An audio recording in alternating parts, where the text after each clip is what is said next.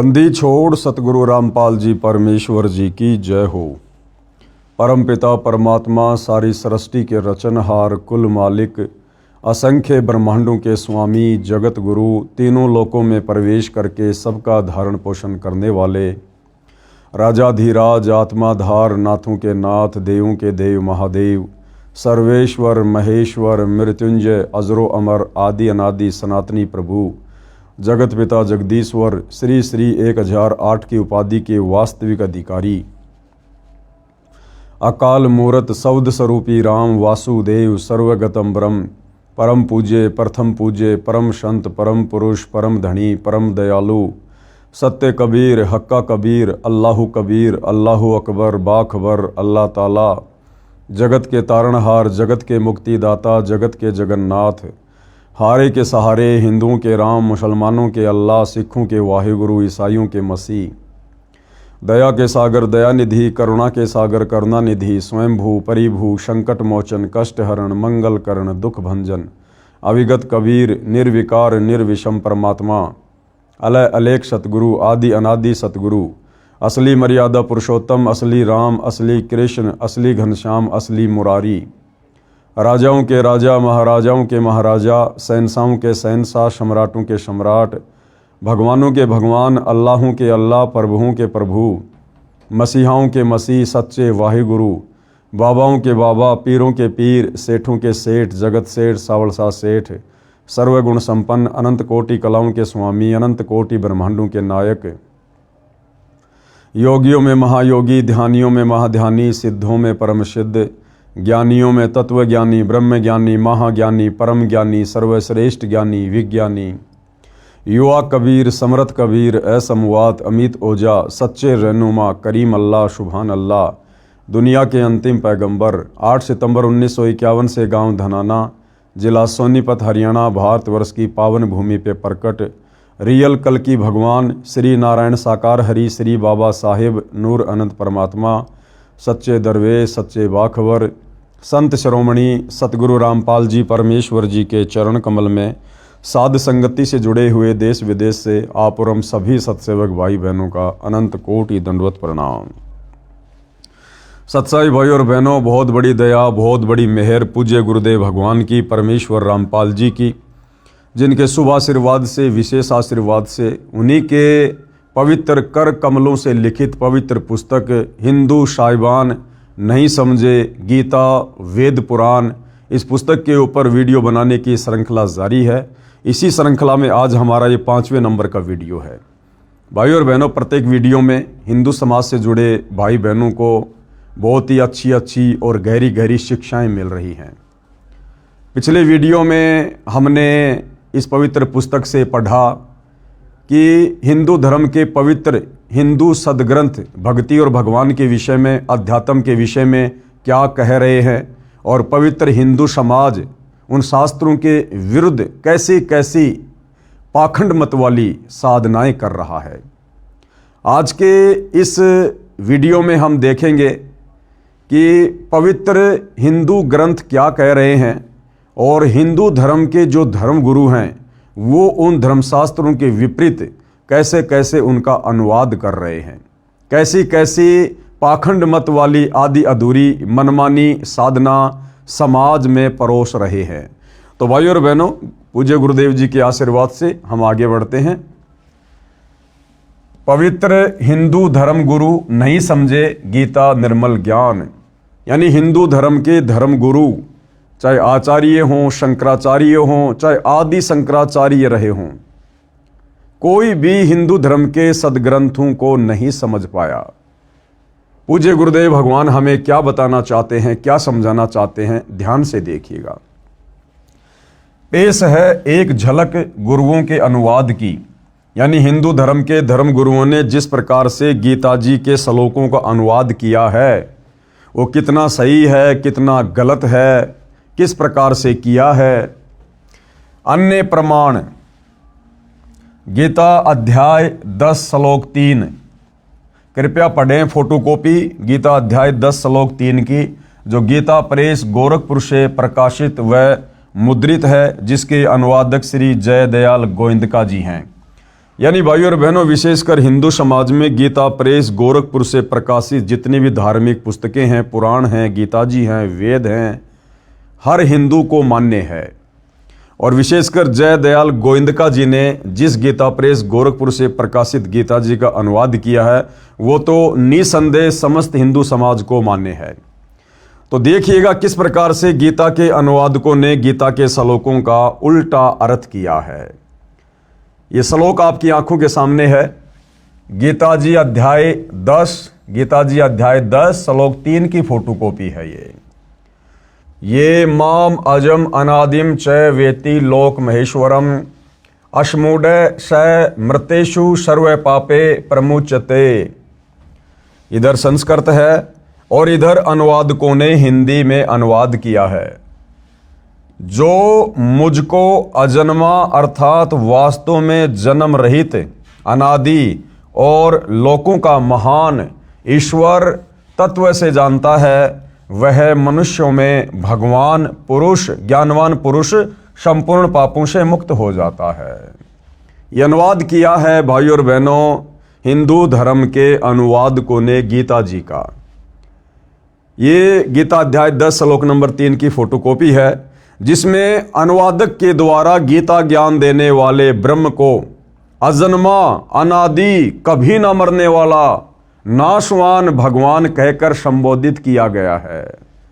जबकि इसी अनुवादक ने, जय दयाल गोविंदका ने, जस्ट एक श्लोक पीछे, यानी ये जो फोटोकॉपी है जिसमें गीता ज्ञान देने वाले ब्रह्म को अजन्मा, जन्म रहित, अनादि और सभी लोगों का महान ईश्वर कहकर व्याख्या की गई है, इसी जय दयाल गोविंदका ने गीता जी अध्याय 10 श्लोक नंबर 2 में खुद अपने कर कमल से अनुवाद किया है कि गीता ज्ञान देने वाला नाशवान भगवान है। गीता ज्ञान देने वाले की जन्म और मृत्यु होती है। वो खुद स्वीकार कर रहा है कि अर्जुन, मेरे और तेरे बहुत से जन्म हो चुके हैं, तू नहीं जानता, मैं जानता हूं। और मेरी उत्पत्ति को ये देवता लोग, ये ऋषिगण लोग नहीं जानते, क्योंकि ये सभी मेरे से उत्पन्न हैं। तो गीता अध्याय नंबर 10 के श्लोक नंबर 2 में तो जय दयाल गोविंदका जी ने, जिन्होंने गीता के श्लोकों का अनुवाद किया है, उन्होंने गीता ज्ञान देने वाले इस ब्रह्म को नाशवान साबित किया है। और जस्ट एक श्लोक आगे गीता अध्याय 10 श्लोक नंबर 3 आपकी आंखों के सामने है, उसी अनुवादक ने गीता ज्ञान देने वाले ब्रह्म को यहां पर अजन्मा, जिसका कभी जन्म नहीं होता, वास्तव में जन्म रहित, अनादि, यानी जो सबसे पहले वाला है, और लोकों का महान ईश्वर, इस प्रकार से संबोधित कर दिया। तो भाइयों और बहनों, इन गीता के ज्ञान देने वालों की बुद्धि काल में इस ब्रह्म ने स्लिप कर रखी है। तत्व ज्ञान के अभाव में ये लोग एक श्लोक पहले क्या लिख रहे हैं और अगले श्लोक में फिर बिल्कुल उल्टा अनुवाद कर रहे हैं, जिस कारण से पूरा हिंदू समाज बेचारा भ्रमित होकर बैठा है भक्ति और भगवान के नाम पर। ये श्लोक आपकी आंखों के सामने है। गीता ज्ञान देने वाले को, ब्रह्म को, ब्रह्मा विष्णु महेश के पिता को, दुर्गा के पति को यहाँ पर अजन्मा, वास्तव में जन्म रहित, अनादि और लोकों का महान ईश्वर जो इस प्रकार तत्व से जानता है, वह मनुष्यों में ज्ञानवान पुरुष संपूर्ण पापों से मुक्त हो जाता है। आगे देखिएगा, विशेष विवेचन अब पूज्य गुरुदेव भगवान बता रहे हैं कि भाई ध्यान दो, गीता अध्याय 10 श्लोक 3 का अनुवाद गलत किया है। जो अनुवाद अभी हमने पढ़ा है, पूज्य गुरुदेव भगवान कह रहे हैं कि गीता के श्लोकों का अनुवाद करने वालों ने इस श्लोक का अनुवाद गलत किया है, जिसमें लिखा है कि गीता ज्ञान देने वाले ने कहा, जो मुझको अजन्मा, अनादि और लोकों का महान ईश्वर तत्व से जानता है, वह मनुष्यों में ज्ञानवान पुरुष संपूर्ण पापों से मुक्त हो जाता है। अनुवाद समाप्त। महा आश्चर्य। अब क्या कह रहे हैं पूज्य गुरुदेव भगवान की पुण्यात्माओं, विचार करो। महा आश्चर्य कैसे? गीता अध्याय 10 श्लोक 2 में गीता ज्ञान दाता ने कहा है कि मेरी उत्पत्ति हुई है, गीता अध्याय 10 श्लोक 2 में तो खुद गीता का ज्ञान देने वाला भगवान ये ब्रह्म कह रहा है कि अर्जुन मेरी तो उत्पत्ति हुई है, यानी मेरा तो जन्म हुआ है, और जिसका जन्म होता है उसकी मृत्यु भी होती है। गीता अध्याय 10 श्लोक 2 में गीता ज्ञानदाता ने कहा है कि मेरी उत्पत्ति हुई है, जिसका अनुवाद भी इन्हीं अनुवादकों ने किया है। फिर श्लोक 3 में तुरंत ये कहे कि मैं अजन्मा हूं, यानी अध्याय 10 के श्लोक नंबर 2 में तो गीता ज्ञान देने वाला कह रहा है कि मेरी तो उत्पत्ति हुई है, मेरा तो जन्म हुआ है, मैं नाशवान हूं, और जस्ट अगले श्लोक में कहे कि मैं तो अजन्मा हूं, तो ये बात कैसे गले उतरेगी भाई। तो इन अनुवादकों ने भी जरा सा विचार नहीं किया भाई और बहनों, और जैसा इनकी बुद्धि ने काम किया उस हिसाब से गीता के श्लोकों को ना समझकर अपने बुद्धि स्तर से काल प्रेरणा से उनका अनुवाद करके समाज में पेश कर दिया, और भोले भाले समाज ने इस आधे अधूरे ज्ञान को स्वीकार भी कर लिया। ध्यान से पढ़िएगा, गीता अध्याय 10 श्लोक 2 में गीता ज्ञानदाता ने कहा है कि मेरी उत्पत्ति हुई है, जिसका अनुवाद भी इन्हीं अनुवादकों ने किया है। फिर श्लोक 3 में तुरंत ये कहे कि मैं अजन्मा हूं, तो ये मूर्खता कही जा सकती है। परंतु गीता ज्ञानदाता ऐसी गलती नहीं कर सकता। क्या कह रहे हैं गुरुदेव भगवान कि ये गलती गीता ज्ञानदाता की नहीं है, ये गलती अनुवादकों की है, जो गीता को अच्छे से समझ नहीं पाए और गीता के श्लोकों का गलत अनुवाद कर दिया। परंतु गीता ज्ञानदाता ऐसी गलती नहीं कर सकता। ये 21 ब्रह्मांडों का मालिक है। कौन? ये ब्रह्मा विष्णु महेश का पिता, दुर्गा का पति, ब्रह्म काल। परंतु ये नाशवान है। ये गलती अनुवादकों की है, जो अपनी बुद्धि से काम नहीं लेकर लोक वेद को ही आधार बनाकर अर्थ करते हैं।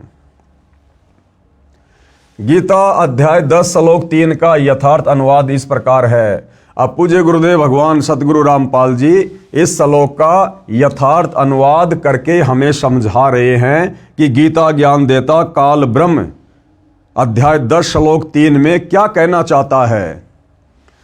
जो माम यानी मुझको, जो मुझको, किसको? ये ब्रह्म कह रहा है, ये काल कह रहा है, गीता का ज्ञान देने वाला, जो मुझको और अजन्मा यानी वास्तव में जन्म रहित है, अनादिम, अनादिम यानी जिसकी आदि न हो, अर्थात जो सदा से है, लोक महेश्वरम, सब लोकों के महान ईश्वर यानी परम अक्षर ब्रह्म को जानता है, वह मनुष्यों में ज्ञानवान पुरुष संपूर्ण पापों से मुक्त हो जाता है। इस श्लोक का वास्तविक अर्थ तो ये है, गीता ज्ञानदाता कह रहा है कि जो इस गीता जी को पढ़कर मेरी स्थिति के बारे में जान लेता है कि मैं तो ब्रह्म हूं और ब्रह्मलोक में रहता हूं, मेरी साधना का ओम मंत्र है, मेरा जन्म होता है, मेरी मृत्यु होती है, मेरे ब्रह्मलोक में गए हुए प्राणी भी लौटकर वापस संसार में आते हैं, उनकी पूर्ण मुक्ति नहीं होती।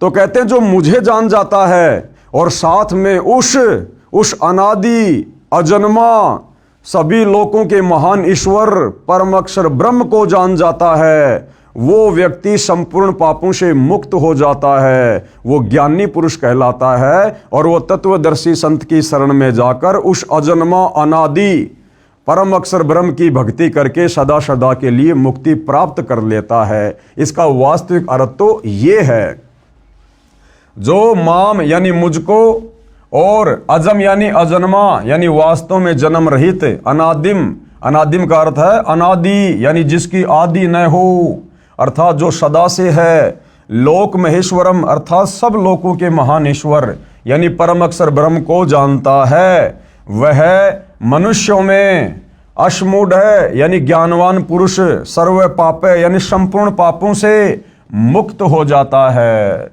जिस प्रकार सतगुरु रामपाल जी परमेश्वर जी के पंथ में उनके अनुयायियों ने उनके द्वारा किए गए सत्संगों को सुनकर, उनके द्वारा लिखी पुस्तकों को पढ़कर जो गीता जी का अनुवाद किया गया है, जो वेदों के श्लोकों का अनुवाद किया गया है, उसको पढ़कर समझकर सतगुरु रामपाल जी के हम समस्त फॉलोवर ने, हमने गीता ज्ञान देने वाले इस ब्रह्म की, ब्रह्मा विष्णु महेश के पिता की, दुर्गा के पति की वास्तविक स्थिति को भी जान लिया है, पहचान लिया है कि ये ब्रह्म क्या है, कहाँ रहता है, ये जन्मता भी है, मरता भी है, इसकी भक्ति से मुक्ति नहीं है। और साथ में गुरुदेव ने हमें परम अक्षर ब्रह्म सत्य पुरुष कबीर देव की स्थिति से भी परिचित करवा दिया और उस शाश्वत स्थानम सतलोक के बारे में भी जानकारी दे दी।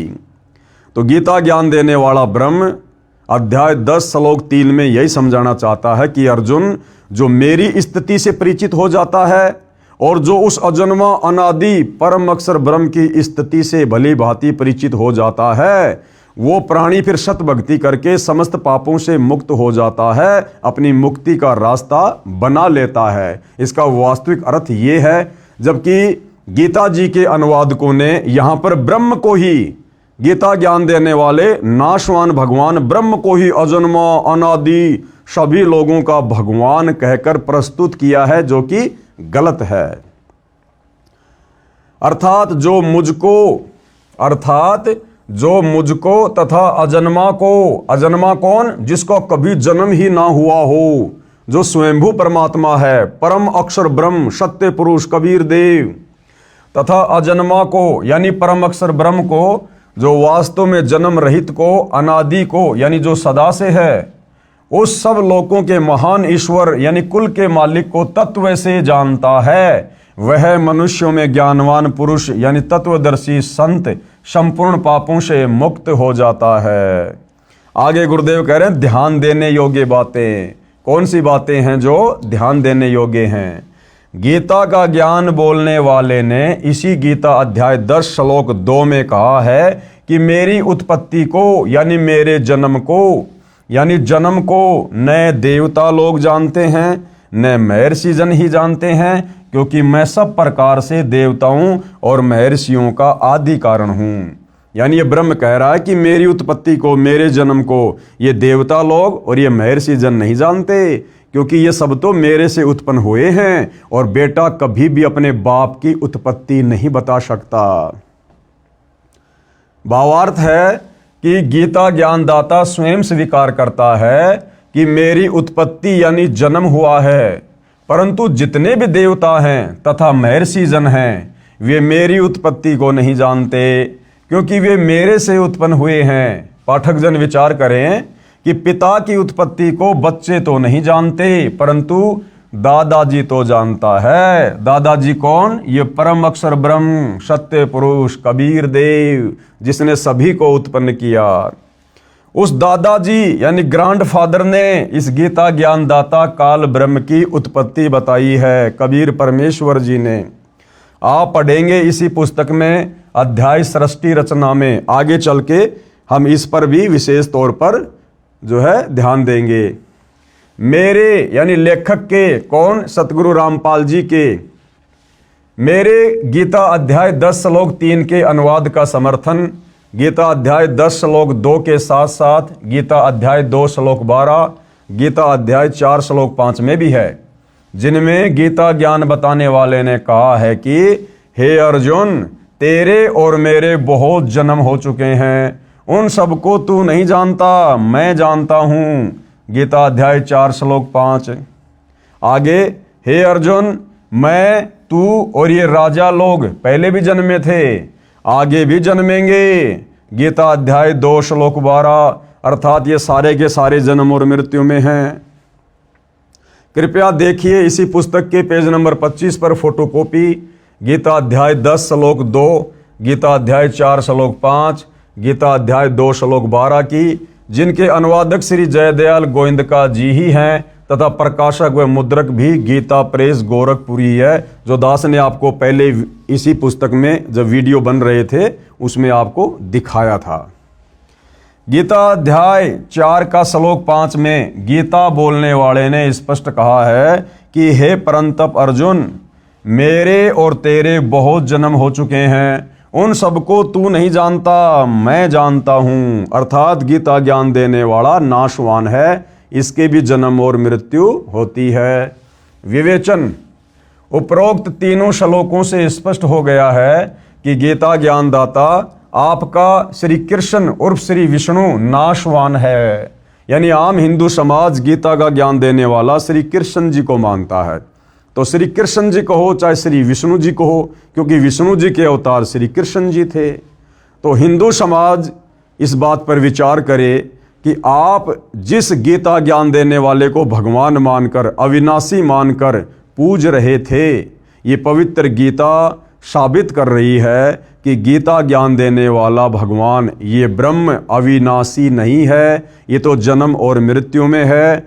और जिसकी स्वयं की जन्म और मृत्यु होती है, भला उसकी भक्ति करके साधक कभी भी अपना जन्म और मृत्यु का दीर्घ रोग नष्ट नहीं करवा सकता है।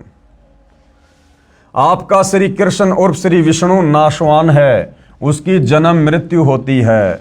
अन्य प्रमाण देखो जो स्पष्ट करते हैं कि हिंदू धर्मगुरु नहीं समझे गीता का निर्मल ज्ञान।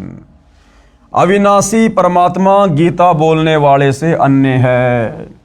अब क्या स्पष्ट करने जा रहे हैं पूज्य गुरुदेव भगवान इसी पवित्र गीता जी से, जो कि हिंदुओं का सर्वमान्य ग्रंथ है, कि वो अविनाशी परमात्मा, अजन्मा अनादि परमात्मा जिसने सारी सृष्टि को रचा है, परम अक्षर ब्रह्म, सत्य पुरुष, कबीर देव, वो अविनाशी परमात्मा गीता का ज्ञान देने वाले इस नाशवान ब्रह्म से अलग है।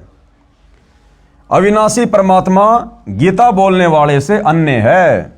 प्रमाण, अविनाशी परमात्मा तो गीता ज्ञान दाता यानी आपके श्री कृष्ण जी उर्फ श्री विष्णु जी से अन्य है, जो सर्व प्राणियों की उत्पत्ति करता है, यानी जिससे यह जगत व्याप्त है। यानी जिस अविनाशी परमात्मा ने, परम अक्षर ब्रह्म ने सारी सृष्टि को रचा है, वो तो गीता का ज्ञान देने वाले इस ब्रह्म से अलग है, जो सबका धारण पोषण करने वाला है।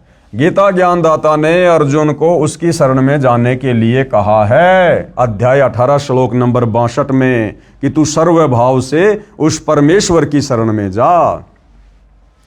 गीता ज्ञानदाता ने अर्जुन को उसकी शरण में जाने के लिए कहा है कि यदि अर्जुन तू जन्म मरण तथा जरा यानी बुढ़ापा, वृद्धावस्था से पूर्ण रूप से छुटकारा चाहता है, शाश्वत स्थान यानी अमर लोक यानी सतलोक प्राप्त करना चाहता है, तथा परम शांति चाहता है, तो मेरे से अन्य उस परमेश्वर, कौन से परमेश्वर की?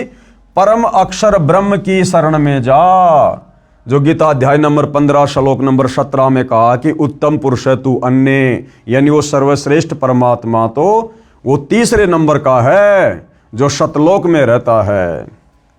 प्रमाण के लिए पेश है गीता अध्याय 2 श्लोक 17। प्रमाण के लिए पेश है गीता अध्याय 2 श्लोक 17, गीता अध्याय 15 श्लोक 17, गीता अध्याय 18 श्लोक 46, 61 तथा 62। गीता अध्याय 2 श्लोक 17 में, अब ये गीता अध्याय 2 श्लोक नंबर 17 में क्या कहा गया है? गीता ज्ञान दाता ने, यानी गीता का ज्ञान देने वाले इस ब्रह्म ने, नाशवान भगवान ने अपने से अन्य अविनाशी परमेश्वर के विषय में कहा है। अविनाशी परमेश्वर कौन? जो कभी भी जन्म और मृत्यु में नहीं आता, कि नाश रहित यानी अविनाशी तो उसको जान जिससे ये संपूर्ण जगत व्याप्त है, यानी जिसने सारी सृष्टि को रचा है। इस अविनाशी का विनाश करने में यानी उसको मारने में कोई भी समर्थ नहीं है। पेश है फोटोकॉपी गीता अध्याय 2 श्लोक नंबर 17 की। अपनी आंखों से देखिए भाई और बहनों, कितना क्लियर किया गया है इस पवित्र ग्रंथ गीता में। अविनाशी तू तत् विधि येन सर्वम इदम ततम विनाशम अव्यस्य अस्य न कश्चित कृत्युम अहर्ति। एक तरफ संस्कृत है, बिल्कुल बराबर में हिंदी में अनुवाद है। अब गीता ज्ञान देने वाला ये ब्रह्म, ये नाशवान भगवान अपने से अन्य उस अविनाशी परम अक्षर ब्रह्म के विषय में अर्जुन को क्या कह रहा है? नाश रहित यानी जिसका कभी विनाश नहीं होता, नाश रहित तो तू उसको जान जिससे यह संपूर्ण दृश्य वर्ग यानी संपूर्ण जगत व्याप्त है। इस अविनाशी का विनाश करने में कोई भी समर्थ नहीं है। अपने से अन्य भगवान को गीता का ज्ञान देने वाला ब्रह्म अविनाशी कह रहा है, अजन्मा कह रहा है कि उसका नाश करने में कोई भी समर्थ नहीं है। अर्थात ये गीता का ज्ञान देने वाला ब्रह्म स्वयं अविनाशी नहीं है, इसका नाश होता है, इसका जन्म होता है, इसकी मृत्यु होती है। ये सुप्रीम गॉड नहीं है गीता का ज्ञान देने वाला। यही प्रमाण गीता अध्याय 18 श्लोक 46 में भी है। इसमें भी गीता ज्ञान दाता ने यानी ब्रह्म ने अपने से अन्य परमेश्वर के विषय में कहा है, परम अक्षर ब्रह्म के विषय में, कि जिस परमेश्वर से संपूर्ण प्राणियों की उत्पत्ति हुई है और जिससे ये समस्त जगत व्याप्त है, उस परमेश्वर की अपने स्वाभाविक कर्मों द्वारा पूजा करके मनुष्य परम सिद्धि को प्राप्त हो जाता है। यहां भी गीता बोलने वाले ने अपने से अन्य परमेश्वर के विषय में कहा है। आगे देखिए भाई और बहनों, पेश है गीता अध्याय 18 श्लोक 46 की फोटोकॉपी। ये संस्कृत में श्लोक आप जी की आंखों के सामने है, पढ़ सकते हैं, देख सकते हैं। जिस परमेश्वर से संपूर्ण प्राणियों की उत्पत्ति हुई है, कौन कह रहा है? गीता का ज्ञान देने वाला ब्रह्म।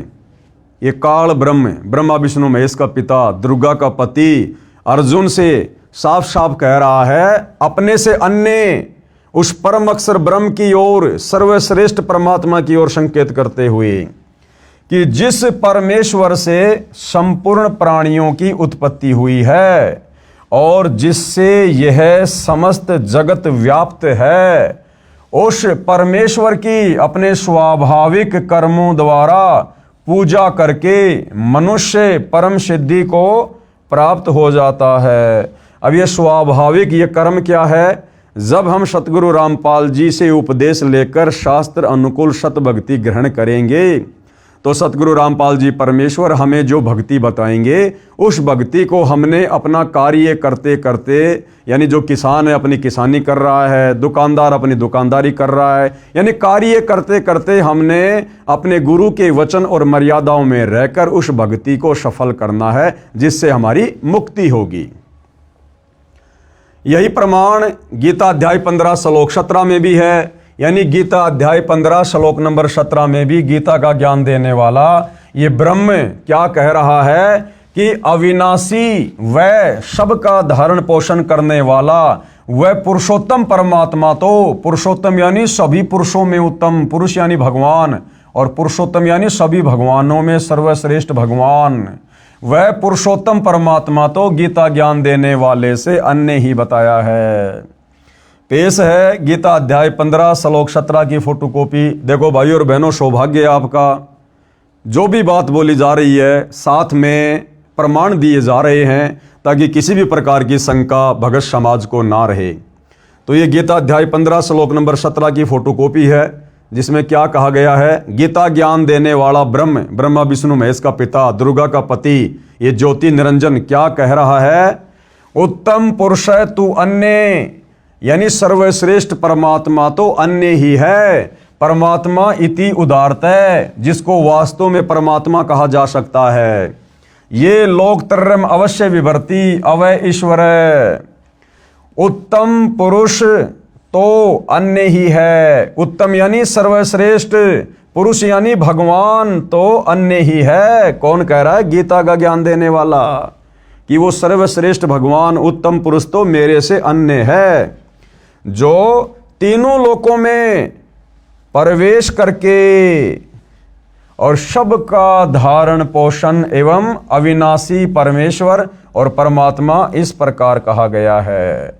क्लियर कर दिया गीता अध्याय 15 श्लोक नंबर 17 में गीता का ज्ञान देने वाले ब्रह्म ने कि अर्जुन, मैं सर्वश्रेष्ठ परमात्मा नहीं हूं, मैं अविनाशी परमात्मा नहीं हूं, मेरी तो जन्म और मृत्यु होती है, मेरी भक्ति से पूर्ण मुक्ति नहीं हो सकती है, मेरी भक्ति करने वाले प्राणी 84 लाख योनियों में जाकर कष्ट भोगने से नहीं बच सकते, मेरी भक्ति करने वाले साधक नरक भोगने से नहीं बच सकते। यदि तूने इन सभी दुखों से छुटकारा चाहिए, पूर्ण मुक्ति चाहिए, शाश्वत स्थानम सतलोक चाहिए, तो आपने मेरे से अन्य उस उत्तम पुरुष की भक्ति करनी पड़ेगी, परम अक्षर ब्रह्म की भक्ति करनी पड़ेगी, जिसकी जानकारी गीता अध्याय 4 श्लोक नंबर 34 में बताया कि तू तत्वदर्शी संत की खोज कर। तो भाई और बहनों, बड़े सौभाग्य से वो तत्वदर्शी संत वर्तमान में धरती पर सतगुरु रामपाल जी हैं, जिनके पास में संपूर्ण यथार्थ आध्यात्मिक ज्ञान है, पूर्ण मुक्ति का पूर्ण मार्ग है। गीता अध्याय 18 श्लोक 61 में भी, गीता अध्याय 18 श्लोक 61 में भी गीता ज्ञानदाता ने अपने से अन्य परमेश्वर के विषय में कहा है। 18वें अध्याय के 61वें श्लोक में भी गीता का ज्ञान देने वाले ब्रह्म ने, इस ज्योति निरंजन ने, काल ब्रह्म ने, दुर्गा के पति ने, ब्रह्मा विष्णु महेश के पिता ने अपने से अन्य उस सर्वश्रेष्ठ परमात्मा की ओर इशारा किया है।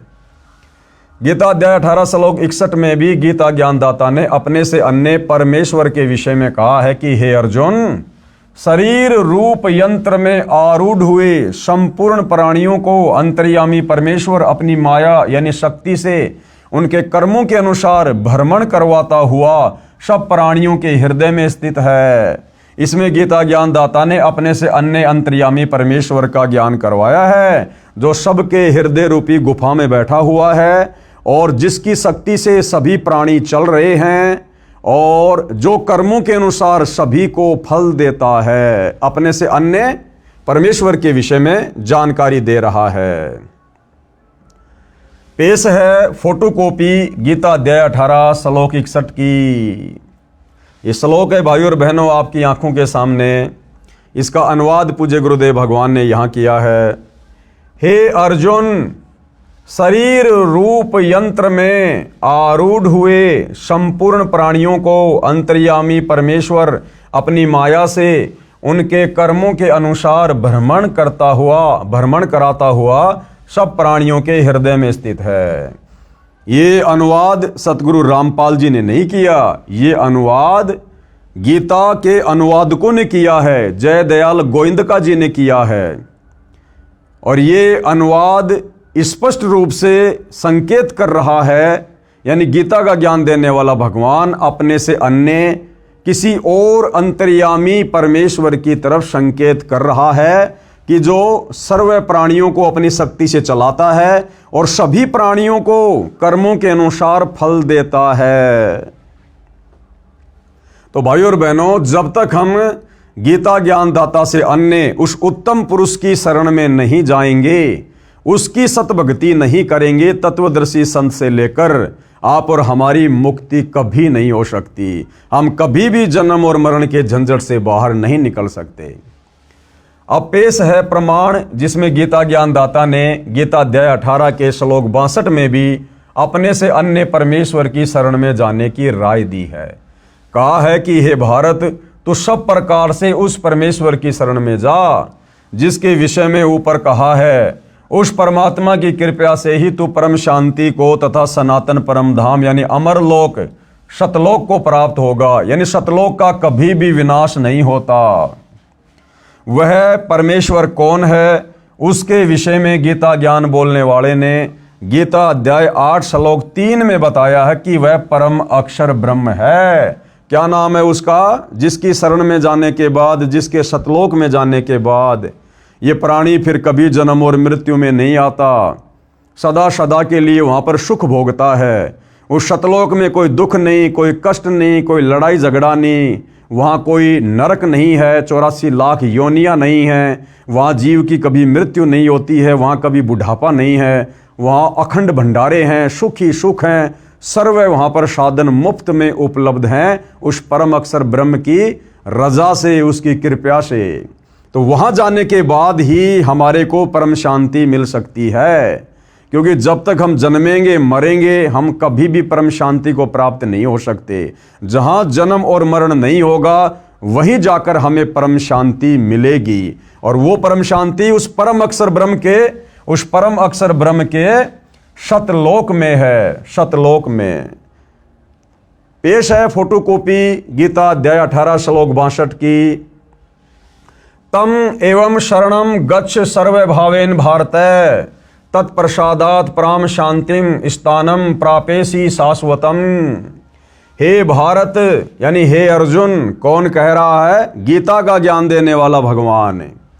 हे भारत, तू सब प्रकार से उस परमेश्वर की ही शरण में जा। सब प्रकार से यानी इस ब्रह्म की भक्ति भी छोड़ दे, देवी देवताओं की भक्ति भी छोड़ दे, ये दुनिया भर के पाखंड पूजा, ये कर्म कांड सब कुछ छोड़ दे।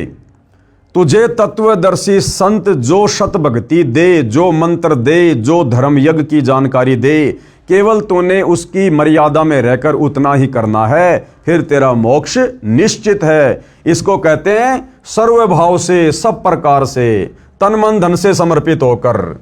हे भारत, सब प्रकार से उस परमेश्वर की ही शरण में जा, उस परमात्मा की कृपा से ही। अब देखो, गीता ज्ञान देने वाला अपने से अन्य किसी और परमात्मा की शरण में जाने के लिए कह रहा है। उस परमात्मा की कृपा से ही तू परम शांति को तथा सनातन परम धाम को, सनातन परम धाम यानी वो सबसे पहले वाला स्थान जो कभी भी विनाश में नहीं आता, जहाँ कभी कोई प्रलय नहीं होती, महाप्रलय नहीं होती है, जिसका कभी विनाश नहीं होता है। कहते हैं उस परमात्मा की कृपा से तू उस परम शांति को तथा सनातन परम धाम को प्राप्त होगा। तो भाइयों और बहनों, गीता जी बिल्कुल शब्दा शब्द क्लियर कर रही है कि गीता का ज्ञान देने वाला सर्वश्रेष्ठ परमात्मा नहीं है। गीता ज्ञान देने वाले की भक्ति करने से मुक्ति नहीं हो सकती है। पवित्र गीता जी के अनुवादकों की अज्ञानता का प्रमाण पेश है हिंदू धर्मगुरु साहिबानों की सरेआम अज्ञानता व शब्दों के अर्थों के अनर्थ का प्रमाण।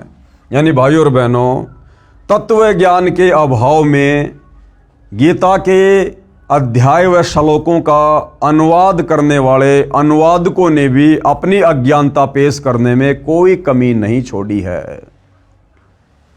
गीता अध्याय 18 श्लोक 66। गीता जी के सब अनुवादकों ने गीता अध्याय 18 श्लोक 66 का गलत अनुवाद किया है। इस श्लोक 66 के मूल पाठ में वरज शब्द है। क्या शब्द है भाइयों और बहनों? ये वरज शब्द है, वरज, जिसका अर्थ आना किया है। गीता के सभी अनुवादकों ने गीता अध्याय 18 श्लोक नंबर 66 के श्लोक में वर्ज शब्द है, और वर्ज शब्द का असल में मतलब होता है जाना। जैसे अंग्रेजी में गो मानी जाना, इसी प्रकार ये संस्कृत का शब्द है वर्ज। वर्ज का मतलब होता जाना, लेकिन सभी गीता के अनुवादकों ने उस वर्ज का अर्थ किया है आना। जैसे गो का अर्थ कोई कर दे आना। ये सबसे बड़ी अज्ञानता है इन लोगों की। क्यों? क्योंकि इनकी नजरों में इस ब्रह्म से बढ़कर दूसरा कोई भगवान इनकी समझ में नहीं आया, तो इन्होंने अध्याय और श्लोक के इन शब्दों का अर्थ भी गलत कर दिया। गीता अध्याय 18 श्लोक 66 का अनुवाद गलत किया है। इस श्लोक 66 के मूल पाठ में वरज शब्द है, वरज, जिसका अर्थ आना किया है, जो गलत है। वरज का अर्थ जाना, चले जाना, प्रस्थान करना, एक स्थान से दूसरे स्थान पर जाना है।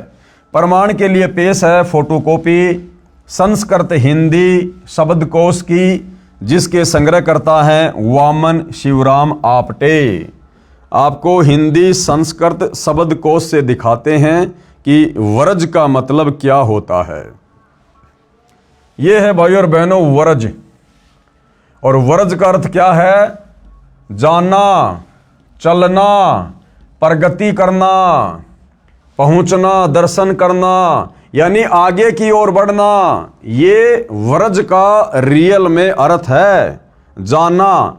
जबकि गीता के इस श्लोक का अनुवाद करने वाले सभी अनुवादकों ने एक दूसरे की नकल करते हुए तत्व ज्ञान के अभाव में अर्थ का अनर्थ कर दिया और वरज का अर्थ कर दिया आना।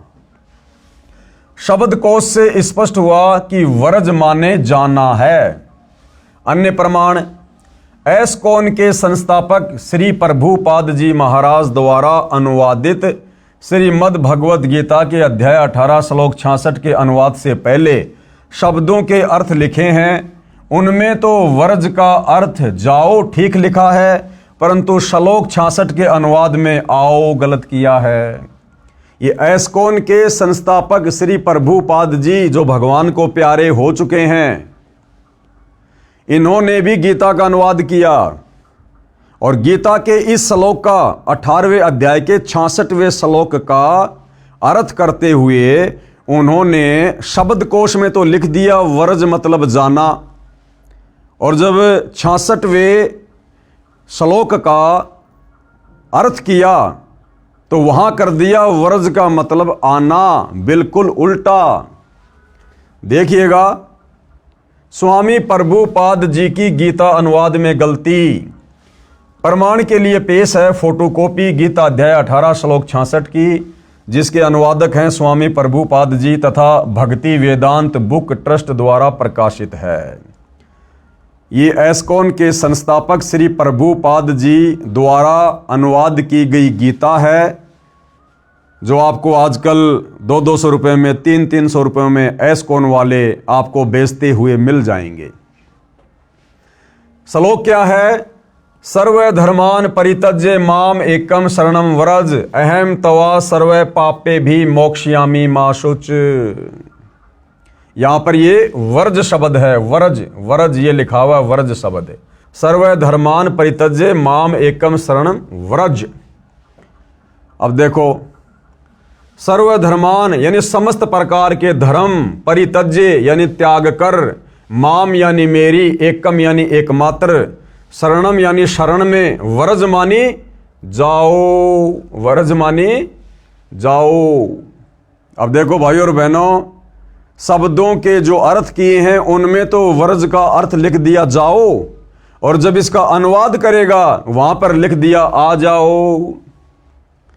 समस्त प्रकार के धर्मों का परित्याग करो और मेरी शरण में आओ। ये देखो, यहां तो व्रज का अर्थ कर दिया जाओ, बिल्कुल सही है, और श्लोक का अर्थ करते हुए व्रज का अर्थ कर दिया आओ। क्योंकि भाइयों और बहनों, इन समस्त गीता अनुवादकों की नजर में गीता ज्ञान देने वाले ब्रह्म से ऊपर दूसरा कोई भगवान इनको दिखाई नहीं दिया। तत्व ज्ञान के अभाव में इनकी ज्ञान वाली आंखें सर्वदा बंद पड़ी हुई थी, बंद। आगे चलिए भाइयों और बहनों, इस फोटोकॉपी में स्पष्ट है कि ऊपर शब्दों के अर्थ में तो व्रज का अर्थ जाना यानी जाओ ठीक किया है, परंतु अनुवाद में आना यानी आओ कर दिया, जिससे गीता के सब ज्ञान का अज्ञान बना दिया। कारण यही रहा कि इन गुरुजनों को श्री कृष्ण से आगे का ज्ञान ही नहीं है, इनको अपने सदग्रंथों का भी ज्ञान नहीं है, इसलिए लिख दिया कि मेरी शरण में आ जा। यानी इन अनुवादकों ने देखा कि भैया गीता अध्याय नंबर 18 श्लोक नंबर 66 कि सर्वधर्मान परित्यज्य माम एकम शरणम व्रज अहम तवा सर्व पापे भी मोक्ष्यामि मा शुच। इन्होंने देखा कि भगवान अपने से अन्य और किसकी शरण में जाने के लिए कह रहे हैं? व्रज यानी जाना, कि हे अर्जुन, तू सब प्रकार से मेरे निमित्त, मेरे लेवल की जितनी भी पूजा भक्ति साधना जप तप की कमाई है वो मुझे समर्पित कर दे, और तू उस एकमात्र अद्वितीय परमात्मा की शरण में जा। मैं तुझे सब प्रकार के पापों से बंधनों से मुक्त कर दूंगा। इसका रियल अर्थ तो है ये। और जब इन अनुवादकों ने यह श्लोक पढ़ा, क्योंकि इनकी बुद्धि तो श्री कृष्ण जी से ऊपर जा ही नहीं रही थी कि इनसे ऊपर तो कोई भगवान है ही नहीं, तत्व ज्ञान इनको था नहीं, तो इन्होंने देखा कि यहां पर श्री कृष्ण जी यानी ब्रह्म अपने से अन्य किसी और की शरण में जाने के लिए क्यों कह रहे हैं? इनसे ऊपर और कौन भगवान है?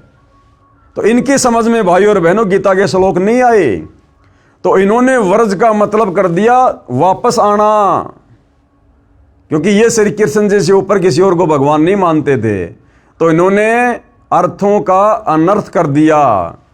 अब बताओ, जब हमारे गीता अनुवादकों को ही गीता जी का ज्ञान नहीं, तत्व ज्ञान नहीं, शास्त्रों का ज्ञान नहीं, सर्वश्रेष्ठ परमात्मा की जानकारी नहीं, जबकि यही गीता जी और यही गीता का ज्ञान देने वाला ब्रह्म चीख चीख कर कह रहा है, अध्याय 2 श्लोक नंबर 17 कि मेरे से अन्य वो सर्वश्रेष्ठ परमात्मा है जो अजन्मा है, अनादि है, सभी लोगों को जिसने बनाया है, तू सर्वभाव से उसकी शरण में जा। लेकिन ये गीता के अनुवादक वहां तक नहीं पहुंच पाए तत्वदर्शी संत की शरण के अभाव में, और इन्होंने श्लोकों के अर्थों का भी अनर्थ कर दिया। इनको अपने सदग्रंथों का भी ज्ञान नहीं है, इसलिए लिख दिया कि मेरी शरण में आ जा। गीता अध्याय 18 श्लोक 62 में गच्छ शब्द है जिसका अर्थ भी जाना है, वहां ठीक कर दिया। जब श्लोक 62 में गीता ज्ञानदाता अपने से अन्य उस परमेश्वर यानी तत्व ब्रह्म यानी परम अक्षर ब्रह्म की शरण में जाने को कह रहा है, श्लोक 66 में अपनी शरण में आने को नहीं कहा, क्योंकि गीता अध्याय 2 श्लोक 7 में अर्जुन ने कहा कि मैं आपकी शरण हूं, यानी अर्जुन शरण में तो पहले से ही था। फिर यह कहना कि मेरी शरण में आ जा न्याय संगत भी नहीं है। यह अध्यात्म ज्ञान का टोटा है हमारे इन धर्म गुरुओं का, जिनको हम विद्वान माना करते थे और भक्ति के सर्वश्रेष्ठ मार्गदर्शक माना करते थे। इन लोगों को तो अब पता चला सतगुरु रामपाल जी के ज्ञान से कि इन हमारे अनुवादकों को, धर्म गुरुओं को तो भक्ति मार्ग की ABCD का भी पता नहीं था। पेश है लेखक द्वारा किया इस श्लोक का यथार्थ अनुवाद। लेखक कौन? सतगुरु रामपाल जी ने अब गीता अध्याय 18 श्लोक 66 का यथार्थ सही अनुवाद किया है, जो इस प्रकार है। सर्वधर्मान परित्यज्य माम एकम शरणम व्रज। सर्वधर्मान परित्यज्य माम कौन कह रहा है? ये गीता ज्ञान देने वाला ब्रह्म अर्जुन से कह रहा है कि अर्जुन, मेरे लेवल की जो साधना है, ओम नाम की जो कमाई है और जो भी धर्म कर्म की कमाई है, वो तू मुझे समर्पित कर दे। सर्वधर्मान परित्यज्य माम और एकम शरणम व्रज। एकम यानी अद्वितीय, जिसके समान कोई दूसरा ना हो, वो परम अक्षर ब्रह्म। एकम शरणम व्रज, उस एक अद्वितीय परमात्मा की शरण में जा। व्रज यानी जा। अहम तवा सर्व पापे भे मोक्षयामी माशुच। मैं तुझे सब प्रकार के पाप कर्मों से मुक्त कर दूंगा, यानी मैं तुझे फ्री कर दूंगा। इसका रियल अर्थ तो ये है। अनुवाद, गीता ज्ञान देने वाले ने कहा है कि सर्वधर्मान माम, यानी मेरे स्तर के जितने भी धार्मिक कर्म हैं उन सबको मुझ में परित्यज्य यानी त्याग कर, एकम यानी उस एक सर्वशक्तिमान परम अक्षर ब्रह्म की शरणम यानी शरण में, व्रज यानी जा। व्रज यानी जा। अहम यानी मैं, तवा यानी तेरे को, सर्व पापे भे यानी सब पापों से, मोक्षयामी यानी मुक्त कर दूंगा, माशुच यानी शोक ना कर, तू दुख ना मान, परेशान ना हो, चिंता ना कर। मेरे लेवल की भक्ति साधना, ओम नाम की कमाई मुझ में समर्पित कर दे, मेरे को संकल्प कर दे। मैं तुझे 21 ब्रह्मांड से मुक्त कर दूंगा, जन्म मरण से मुक्त कर दूंगा। और उस परम अक्षर ब्रह्म की शरण में जा और उसके द्वारा बताई गई सत साधना कर और भाई अपना मोक्ष करवा। विशेष इस श्लोक में एकम एक शब्द है, इसका अर्थ एक यानी अद्वितीय परमेश्वर है। एकम यानी अद्वितीय, जिसके समान कोई दूसरा ना हो। गीता अध्याय 13 श्लोक 30 में भी एकस्त शब्द है, जिसका अर्थ है उस एक परमात्मा में स्थित किया है जो गीता ज्ञानदाता से अन्य है। गीता अध्याय 13 श्लोक 27, 28 तथा 30 में भी गीता ज्ञान देने वाले काल ब्रह्म ने अपने से अन्य परमेश्वर की जानकारी दी है। कहा है कि गीता अध्याय 13 श्लोक 27, ये गीता अध्याय 13 श्लोक 27, इसमें गीता का ज्ञान देने वाला ये ब्रह्म क्या कह रहा है? जो साधक नष्ट होते हुए सब प्राणियों में परमेश्वर यानी परम अक्षर ब्रह्म को अविनाशी तथा समभाव से देखता है, वह परमेश्वर को सही रूप में देखता है, यानी वह उस परमेश्वर को ठीक से समझा है। गीता अध्याय 13 श्लोक 28 में कहा है कि क्योंकि जो साधक सर्वत्र यानी सब स्थान पर समान भाव से स्थित परमेश्वर को समान देखता हुआ अपने द्वारा अपने को नष्ट नहीं करता, यानी सत्य भाव से उस गीता ज्ञानदाता काल ब्रह्म से अन्य परम अक्षर ब्रह्म को जानकर उसी की भक्ति करके गीता ज्ञान देने वाले काल ब्रह्म से मिलने वाली गति यानी मोक्ष जो गीता अध्याय 8 श्लोक 13 में बताई है, उससे अन्य परम गति को यानी प्राप्त होता है। यही प्रसंग गीता अध्याय 13 श्लोक 30 में चला है। कहा है, जिसका समय साधक प्राणियों के पृथक पृथक भाव को एकस्तम यानी उस अद्वितीय एक परमात्मा से एवं यानी ही विस्तारम यानी सब प्राणियों का विस्तार यानी उत्पत्ति होना देखता है यानी जानता है, उस समय उस परमेश्वर को पूजकर उसी को प्राप्त हो जाता है। इससे सिद्ध हो जाता है कि गीता अध्याय 18 श्लोक 66 में एकम शरणम व्रज का अर्थ भी उस परम अक्षर ब्रह्म की शरण में जाओ ही सही है।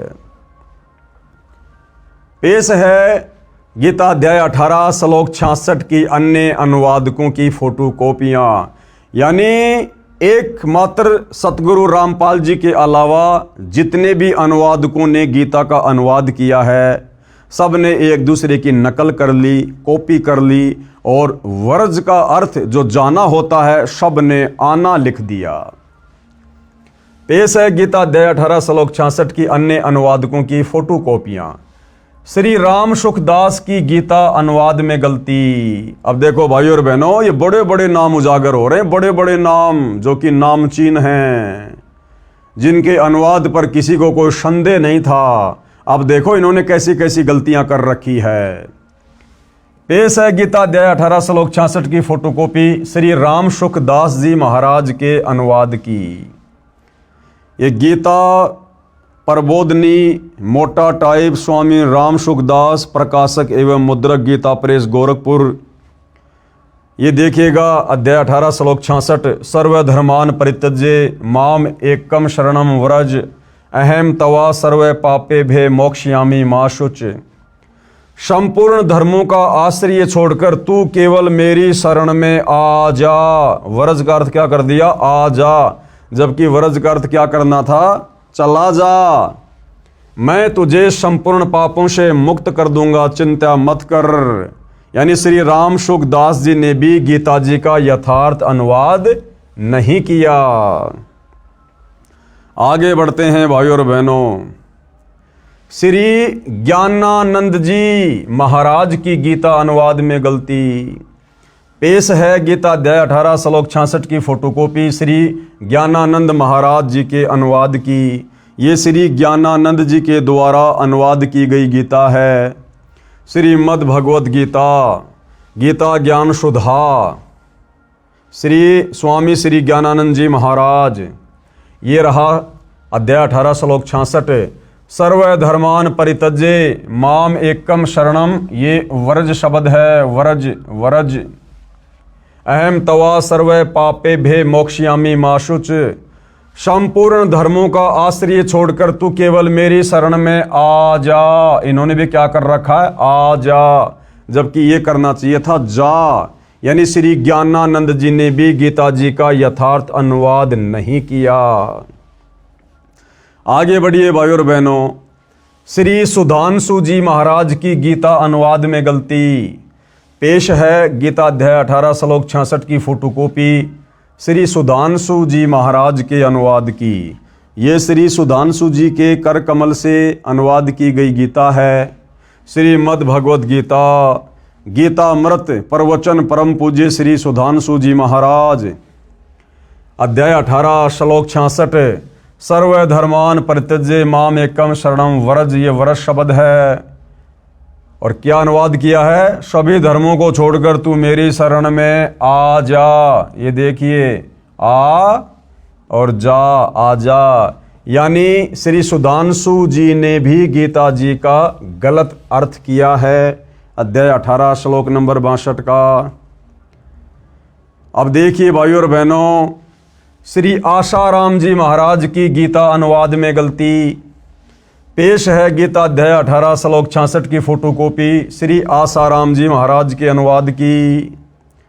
श्रीमद् भगवद गीता महात्म्य श्लोक अनुवाद महिला उत्थान ट्रस्ट संत श्री आसाराम जी आश्रम। अध्याय 18 श्लोक 66। सर्वधर्मान परित्यज्य माम एकम शरणम व्रज, ये व्रज शब्द है। और अनुवाद क्या किया है? संपूर्ण धर्मों को अर्थात संपूर्ण कर्तव्यों को मुझ में त्याग कर तू केवल एक मुझ सर्वशक्तिमान सर्वाधार परमेश्वर की शरण में आ जा। अरे वो तो पहले से ना उसकी शरण में है, वो तो अपने से अन्य किसी और सर्वश्रेष्ठ परम अक्षर ब्रह्म की शरण में जाने के लिए कह रहा है। लेकिन सब ने एक दूसरे की अनुवाद करते समय नकल कर रखी है। तो श्री आसाराम जी के द्वारा किया गया अनुवाद भी गलत है, रॉन्ग है। श्री अड़गड़ानंद जी महाराज की गीता अनुवाद में गलती। भाई और बहनों, इनके तो नाम से साबित हो जाता है कि श्री अड़गड़ानंद जी महाराज ने तो गीता के अध्याय 18 श्लोक 66 का अनुवाद करते समय अपना अड़ंगा अड़ाना ही अड़ाना था। पेश है गीता अध्याय 18 श्लोक 66 की फोटोकॉपी श्री अड़गड़ानंद जी महाराज के अनुवाद की। श्रीमद् भगवद गीता यथार्थ गीता मानव धर्मशास्त्र कहाँ से प्रकाशित है? आपकी आंखों के सामने है। अध्याय 18 श्लोक 66। सर्वधर्मान परित्यज्य माम एकम शरणम व्रज, ये व्रज शब्द है। क्या अर्थ किया है? संपूर्ण धर्मों को त्याग कर, अर्थात मैं ब्राह्मण श्रेणी का करता हूँ या शूद्र श्रेणी का, क्षत्रिय हूँ अथवा वैश्य, इसके विचार को त्याग कर केवल एक मेरी अनन्य शरण को प्राप्त हो। बताओ, उसी की शरण में आने को कह रहा है। अरे वो पहले से उसकी शरण में ना है भाई। मैं तुझे संपूर्ण पापों से मुक्त कर दूंगा, तू शोक मत कर। सब ने एक दूसरे की कॉपी पेस्ट कर रखी है। ये देखिए हंसादेश पंथ वालों की गीता अनुवाद में गलती। हंसादेश पंथ वालों की गीता अनुवाद में गलती। हंसादेश वाले कौन? श्री सतपाल जी महाराज। पेश है हंसादेश वाले पंथ श्री सतपाल जी महाराज व श्री प्रेम रावत जी, ये दोनों भाई हैं। प्रेम रावत जी महाराज के आश्रम से अनुवादित गीता अध्याय 18 श्लोक 66 की फोटोकॉपी। श्रीमद् भगवद गीता मानव उत्थान सेवा समिति पंजाबी बाग नई दिल्ली अध्याय 18 श्लोक 66। सर्वधर्मान परित्यज्य माम एकम शरणम व्रज, ये व्रज शब्द है। और क्या अनुवाद किया है? सर्वधर्मों के कर्मों को छोड़कर केवल मेरी ही शरण में आ जा। आ जा, जबकि करना चाहिए था चला जा भाई, अपना पीछा छुटवा ले, परम अक्षर ब्रह्म की शरण में चला जा। लेकिन सब ने कॉपी पेस्ट कर रखा है। ये थे हमारे ज्ञानहीन धर्म गुरु, जिनको हम शास्त्रों के प्रकांड विद्वान मानकर और उनके मार्गदर्शन में अपनी आत्मा के कल्याण के लिए दौड़ लगा रहे थे। विशेष पूज्य गुरुदेव भगवान क्या कह रहे हैं? उपरोक्त परमाणु से स्पष्ट है कि मेरे यानी लेखक के यानी सतगुरु रामपाल जी के अतिरिक्त किसी को भी गीता का ज्ञान नहीं है। भाई ब्रह्मा विष्णु महेश को भी नहीं है, 33 करोड़ देवी देवताओं को भी नहीं है, ऋषियों को भी ज्ञान नहीं था। ये ज्ञान देने के लिए सतलोक से चलकर स्वयं वो परम अक्षर ब्रह्म सत्य पुरुष कबीर देव तत्वदर्शी संत की भूमिका करता है। और निसंदेह वर्तमान में वह तत्वदर्शी संत सतगुरु रामपाल जी हैं। सब ने शब्दों के अर्थों का अनर्थ करके ज्ञान का अज्ञान बनाकर जनता को भ्रमित कर रखा है। और यही कारण है भाई और बहनों, इतनी भक्ति करते करते, इतनी साधना करते करते बेचारे श्रद्धालु, कोई पैदल यात्रा कर रहा है, कोई बेचारा एक पैर पर खड़ा होकर तपस्या कर रहा है, कोई कावड़ लेकर आ रहा है, कोई अन्य प्रकार की घोर साधनाएं कर रहा है, कोई व्रत कर रहा है, कोई तीर्थों पर जा रहा है, कोई मंदिरों में मस्जिदों में जा रहा है। उसके बावजूद भी भाई और बहनों उनके कार्य सिद्ध नहीं हो रहे। भक्ति के प्रतिफल में जो सुख मिलने चाहिए वो सुख समाज को नहीं मिल रहे, जिस कारण से ये समाज धीरे धीरे नास्तिकता की ओर जा रहा है। तो भाई और बहनों, अब हम सभी का भाग्य उदय हुआ है। धरती पर वो परम संत प्रकट हो चुका है जो हमें इन्हीं शास्त्रों से निकालकर सत भक्ति दे रहे हैं। अब भी यदि हम पीछे रहेंगे तो फिर हमारे से बड़ा निर्भागी फिर दुनिया में कोई और नहीं होगा। उपरोक्त श्लोकों से प्रमाणित हुआ कि गीता ज्ञान देने वाले से अन्य परमेश्वर है। गीता ज्ञान देने वाला कौन? ये ब्रह्म ब्रह्मा विष्णु महेश का पिता, इससे अन्य कोई परमात्मा है, परम अक्षर ब्रह्म है, जो सृष्टि की उत्पत्ति करता व धारण पोषण करता, परम शांति प्रदान करने वाला है, उसी की शरण में जाने के लिए कहा है इस गीता अध्याय 18 श्लोक नंबर 66 में कि सर्वधर्मान परित्यज्य माम एकम शरणम व्रज। उसी की शरण में जाने के लिए गीता का ज्ञान देने वाला भगवान बार बार अर्जुन से कह रहा कि अर्जुन तू सर्व भाव से उस परमेश्वर की शरण में जा, जिसकी शरण में जाने के बाद फिर तुझे वापस लौटकर संसार में नहीं आना पड़ेगा, तेरा परमानेंट मोक्ष हो जाएगा। उसी की शरण में जाने के लिए कहा है। कृपया अन्य गलती जो अनुवादकों ने की है प्रमाण के लिए देखें गीता अध्याय 8 श्लोक 16 तथा गीता अध्याय 6 श्लोक 23 की फोटोकॉपी। गीता अध्याय 8 श्लोक 16 की फोटोकॉपी, ये श्लोक आप जियों की आंखों के सामने है। हे अर्जुन, ब्रह्मलोक पर्यंत सब लोक पुनरावर्ती में है। ये गीता का ज्ञान देने वाला भगवान, ये ब्रह्म अर्जुन से क्या कह रहा है कि हे अर्जुन, ब्रह्मलोक पर्यंत यानी ब्रह्मलोक में गया हुआ भगत भी, साधक भी वापस लौट के आता है, वो भी जन्म और मरण में है। और ब्रह्मलोक भाई और बहनों इस 21 ब्रह्मांड की सर्वश्रेष्ठ उपलब्धि है। ब्रह्मलोक सर्वश्रेष्ठ उपलब्धि है 21 ब्रह्मांड की। ब्रह्मलोक में वही साधक जा सकता है जो हर प्रकार से नियम मर्यादाओं में रहकर इस ब्रह्म के ओम नाम का जाप करता है अंतिम श्वास तक। और गीता अध्याय 8 श्लोक नंबर 16 में ये ब्रह्म, ये काल स्वयं कह रहा है कि हे अर्जुन, ब्रह्मलोक पर्यंत सब लोग पुनरावर्ती में है यानी आवागमन में है, जन्म और मरण के चक्कर में है। परंतु हे कुंती पुत्र, मुझको प्राप्त होकर पुनर्जन्म नहीं होता। ये हमारे अनुवादकों ने गलत अर्थ कर दिया कि हे अर्जुन, मुझ ब्रह्म को प्राप्त होकर फिर पुनर्जन्म नहीं होता, जबकि ये ब्रह्म तो कई बार अध्याय 12 श्लोक 2, अध्याय 2 श्लोक 10, अध्याय 4 श्लोक 5 और 9 में कह चुका है कि अर्जुन, मेरी उत्पत्ति को ये देवता नहीं जानते। हे अर्जुन, तेरे और मेरे बहुत से जन्म हो चुके हैं, तू नहीं जानता, मैं जानता हूं। फिर यहां पर गीता ज्ञान देने वाला ये क्यों कहेगा कि मुझको प्राप्त होकर पुनर्जन्म नहीं होता, जबकि ये खुद ही जन्म और मृत्यु में है? तो यहां पर गीता अनुवादकों ने इस श्लोक का अर्थ गलत किया है। इसका यथार्थ अनुवाद आप जी पहले सतगुरु रामपाल जी के कर कमल से लिखा हुआ देख चुके हैं। गीता अध्याय 6 श्लोक 23 में इसी अनुवादक ने विधात शब्द का अर्थ जानना किया है। विधात का अर्थ जानना। यदि गीता अध्याय 8 श्लोक 16 में विद्यते का अर्थ जानना कर दिया जाए तो सरलार सही हो जाता है, लेकिन इनको तत्व ज्ञान नहीं था और श्री कृष्ण जी से ऊपर ये किसी और को परमात्मा नहीं जानते थे, इसलिए घुमा फिराकर श्री कृष्ण जी पर ही वापस बात को ले आए। गीता अध्याय 6 श्लोक 23 की फोटोकॉपी। ये श्लोक आप जियों की आंखों के सामने है। क्या कहा गया है? दुख रूप संसार के संयोग से रहित तथा जिसका नाम योग है उसको जानना चाहिए। वह योग यानी भक्ति न उकताते हुए अर्थात धैर्य और उत्साह युक्त चित्त से निश्चय पूर्वक करना कर्तव्य है। गीता अध्याय 15 श्लोक 17 में उसी परम अक्षर ब्रह्म का वर्णन है। गीता अध्याय 15 श्लोक 17 में उसी परम अक्षर ब्रह्म का वर्णन है कि उत्तम पुरुष तू अन्य परमात्मा इति उदाहरते। गीता ज्ञानदाता ने कहा है उत्तम पुरुष तू अन्य यानी पुरुषोत्तम यानी सर्वश्रेष्ठ प्रभु तो मेरे से अन्य ही है। जो परमात्मा इति उदाहरते यानी परमात्मा इस प्रकार कहा गया है, ये यानी जो लोकत्रयम यानी तीनों लोक में आविश्य यानी प्रवेश करके विभर्ति यानी सबका धारण पोषण करता है तथा अव्यय यानी अविनाशी ईश्वर यानी वो परमेश्वर है।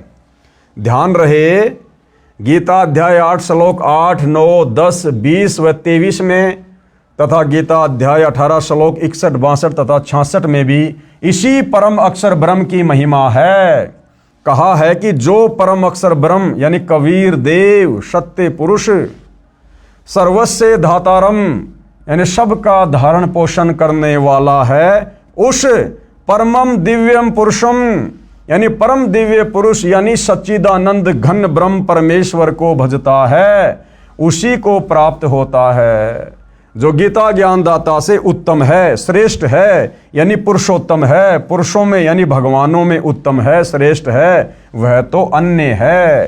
यानी गीता ज्ञानदाता अपने से अन्य पुरुषोत्तम की यहां पर बात कर रहा है, परमेश्वर की बात कर रहा है कि वो उत्तम पुरुष जो तीनों लोकों में प्रवेश करके सबका धारण पोषण करता है, वो तो मुझ गीता ज्ञान देने वाले ब्रह्म से अन्य है। गीता ज्ञान देने वाले ने गीता अध्याय 18 श्लोक 62 में उसी परम अक्षर ब्रह्म की शरण में जाने को कहा है।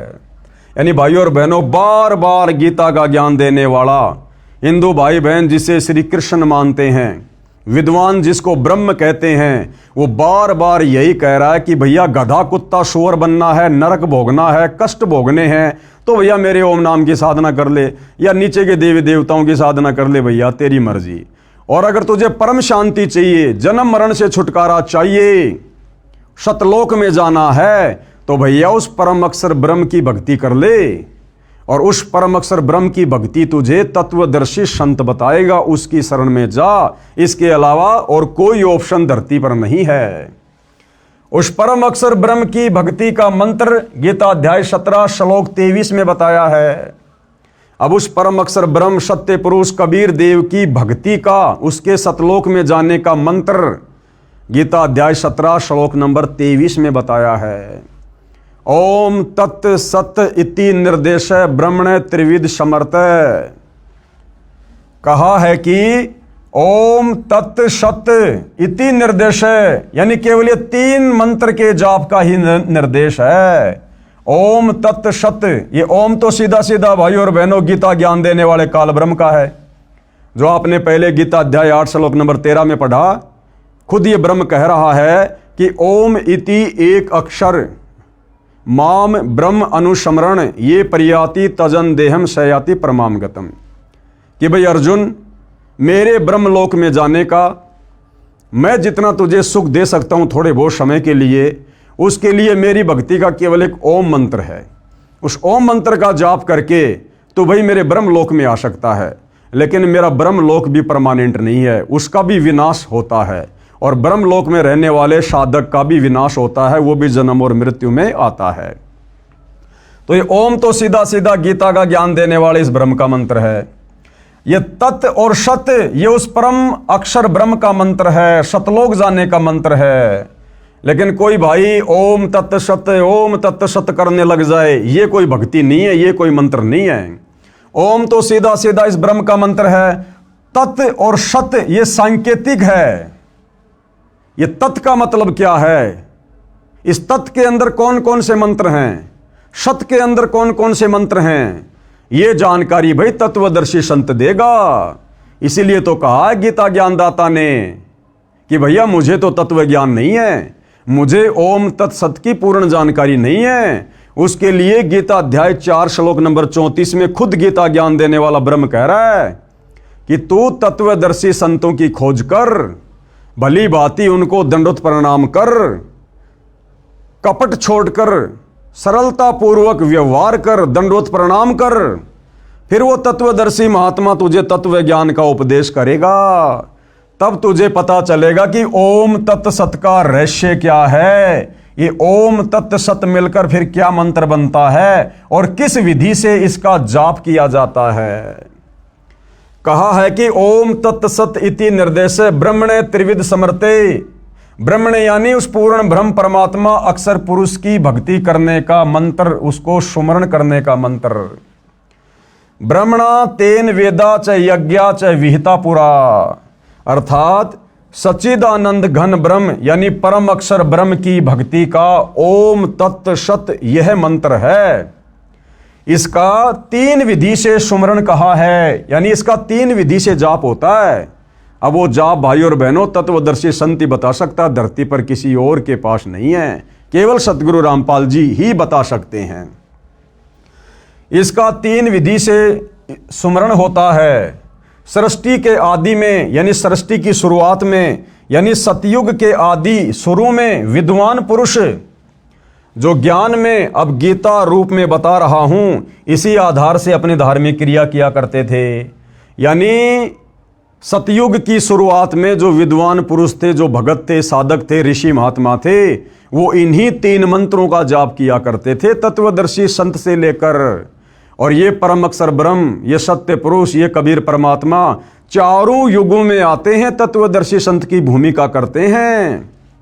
कबीर परमात्मा जी अपनी वाणी में कहते हैं, सतयुग में सत सुकृत कह टेरा, और त्रेता नाम मुनिंदर मेरा, द्वापर में करुणा में कहाया, कलयुग में नाम कबीर धराया। कबीर जी कहते हैं कि मैं सतयुग में आता हूं इन्हीं 3 मंत्रों का रहस्य बताने, तत्वदर्शी संत बनकर। उस समय सतयुग में मेरा नाम होता है सत सुकृत ऋषि। सतयुग में सत सुकृत कह टेरा, यानी सत सुकृत ऋषि के नाम से जाना जाता हूं। और त्रेता नाम मुनिंदर मेरा, और फिर मैं त्रेता में आता हूं तत्वदर्शी संत बनकर, सबको ज्ञान समझाता हूं, इन्हीं 3 मंत्रों का ओम तत्सत का रहस्य बताता हूं। तो त्रेता युग में परमात्मा कह रहे हैं मेरा नाम रहता है मुनिंदर ऋषि, और द्वापर में फिर तत्वदर्शी संत बनकर आता हूं, इसी ज्ञान का प्रचार करता हूं, इन्हीं 3 मंत्रों का ओम तत्सत का रहस्य उजागर करता हूं। उस समय मेरा नाम रहता है करुणा में, और कलयुग में नाम कबीर धराया। और 650 साल पहले बनारस के काशी में स्वयं कबीर परमात्मा जी आए थे, और उन्होंने यही सारा ज्ञान अपने 64 लाख भक्तों को दिया था। तो भाइयों और बहनों, इन्हीं मंत्रों से हमारी मुक्ति होगी, और इन्हीं मंत्रों से हमें सतलोक प्राप्त होगा। और ये मंत्र किस विधि से जाप होंगे, इन मंत्रों के अंदर कंप्लीट मंत्र और क्या क्या हैं, ये तो खाली सांकेतिक हैं, कोड वर्ड में है, वो सारी जानकारी केवल तत्वदर्शी संत ही बताएगा, केवल सतगुरु रामपाल जी ही बता सकते हैं। इसका 3 विधि से स्मरण कहा है, यानी सुमरण जाप कहा है। सृष्टि के आदि में, यानी सतयुग के आदि यानी शुरू में विद्वान पुरुष जो ज्ञान मैं अब गीता रूप में बता रहा हूं, इसी आधार से अपनी धार्मिक क्रिया किया करते थे।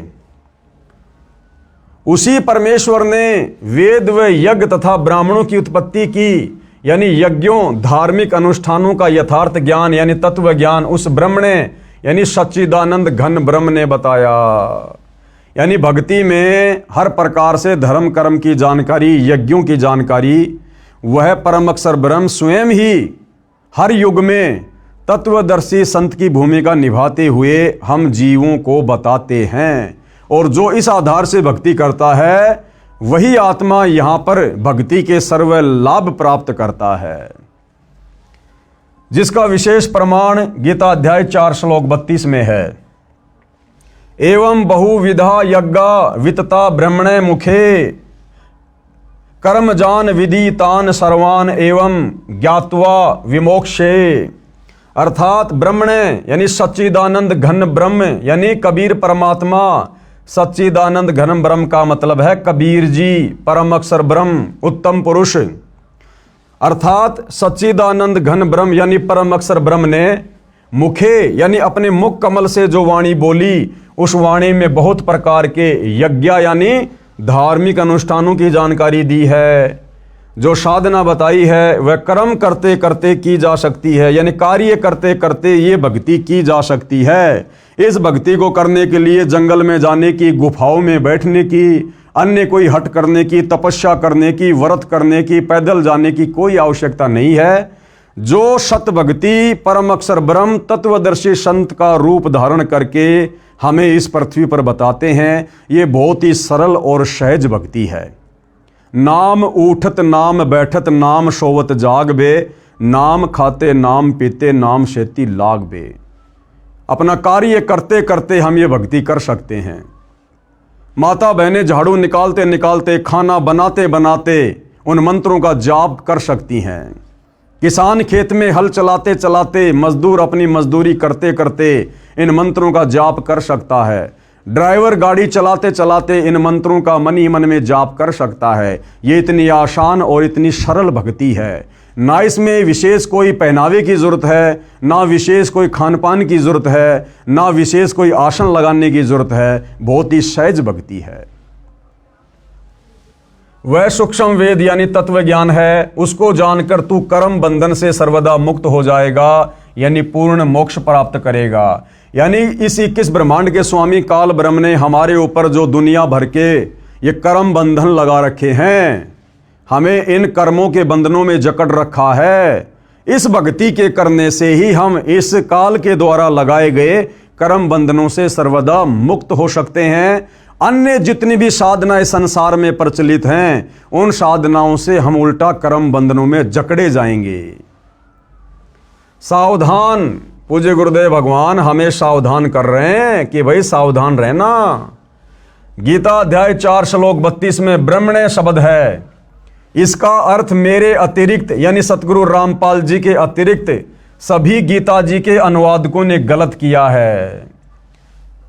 ब्रह्मण्य का अर्थ वेद किया है, यानी गीता का अनुवाद करने वाले सभी अनुवादकों ने इस ब्रह्मण्य शब्द का अर्थ किया है वेद, जबकि ब्रह्मण्य शब्द का अर्थ होता है सच्चिदानंद घन ब्रह्म। जबकि इन्हीं अनुवादकों ने गीता अध्याय 17 श्लोक 23 में ब्रह्मण्य शब्द का अर्थ सच्चिदानंद घन ब्रह्म यानी परम अक्षर ब्रह्म किया है, जो सही है। यानी 17 के 23 में तो इन्होंने सही अर्थ कर दिया और बाकी जगह इन अनुवादकों ने ब्रह्मण्य शब्द का गलत अर्थ कर दिया, जिससे श्लोक का अर्थ अनर्थ हो गया। इससे सिद्ध हुआ कि सूक्ष्म वेद यानी संपूर्ण अध्यात्म ज्ञान, जिसे तत्व ज्ञान कहा जाता है, वह परम अक्षर ब्रह्म ने कहा है और वर्तमान में वह तत्व ज्ञान सतगुरु रामपाल जी कह रहे हैं।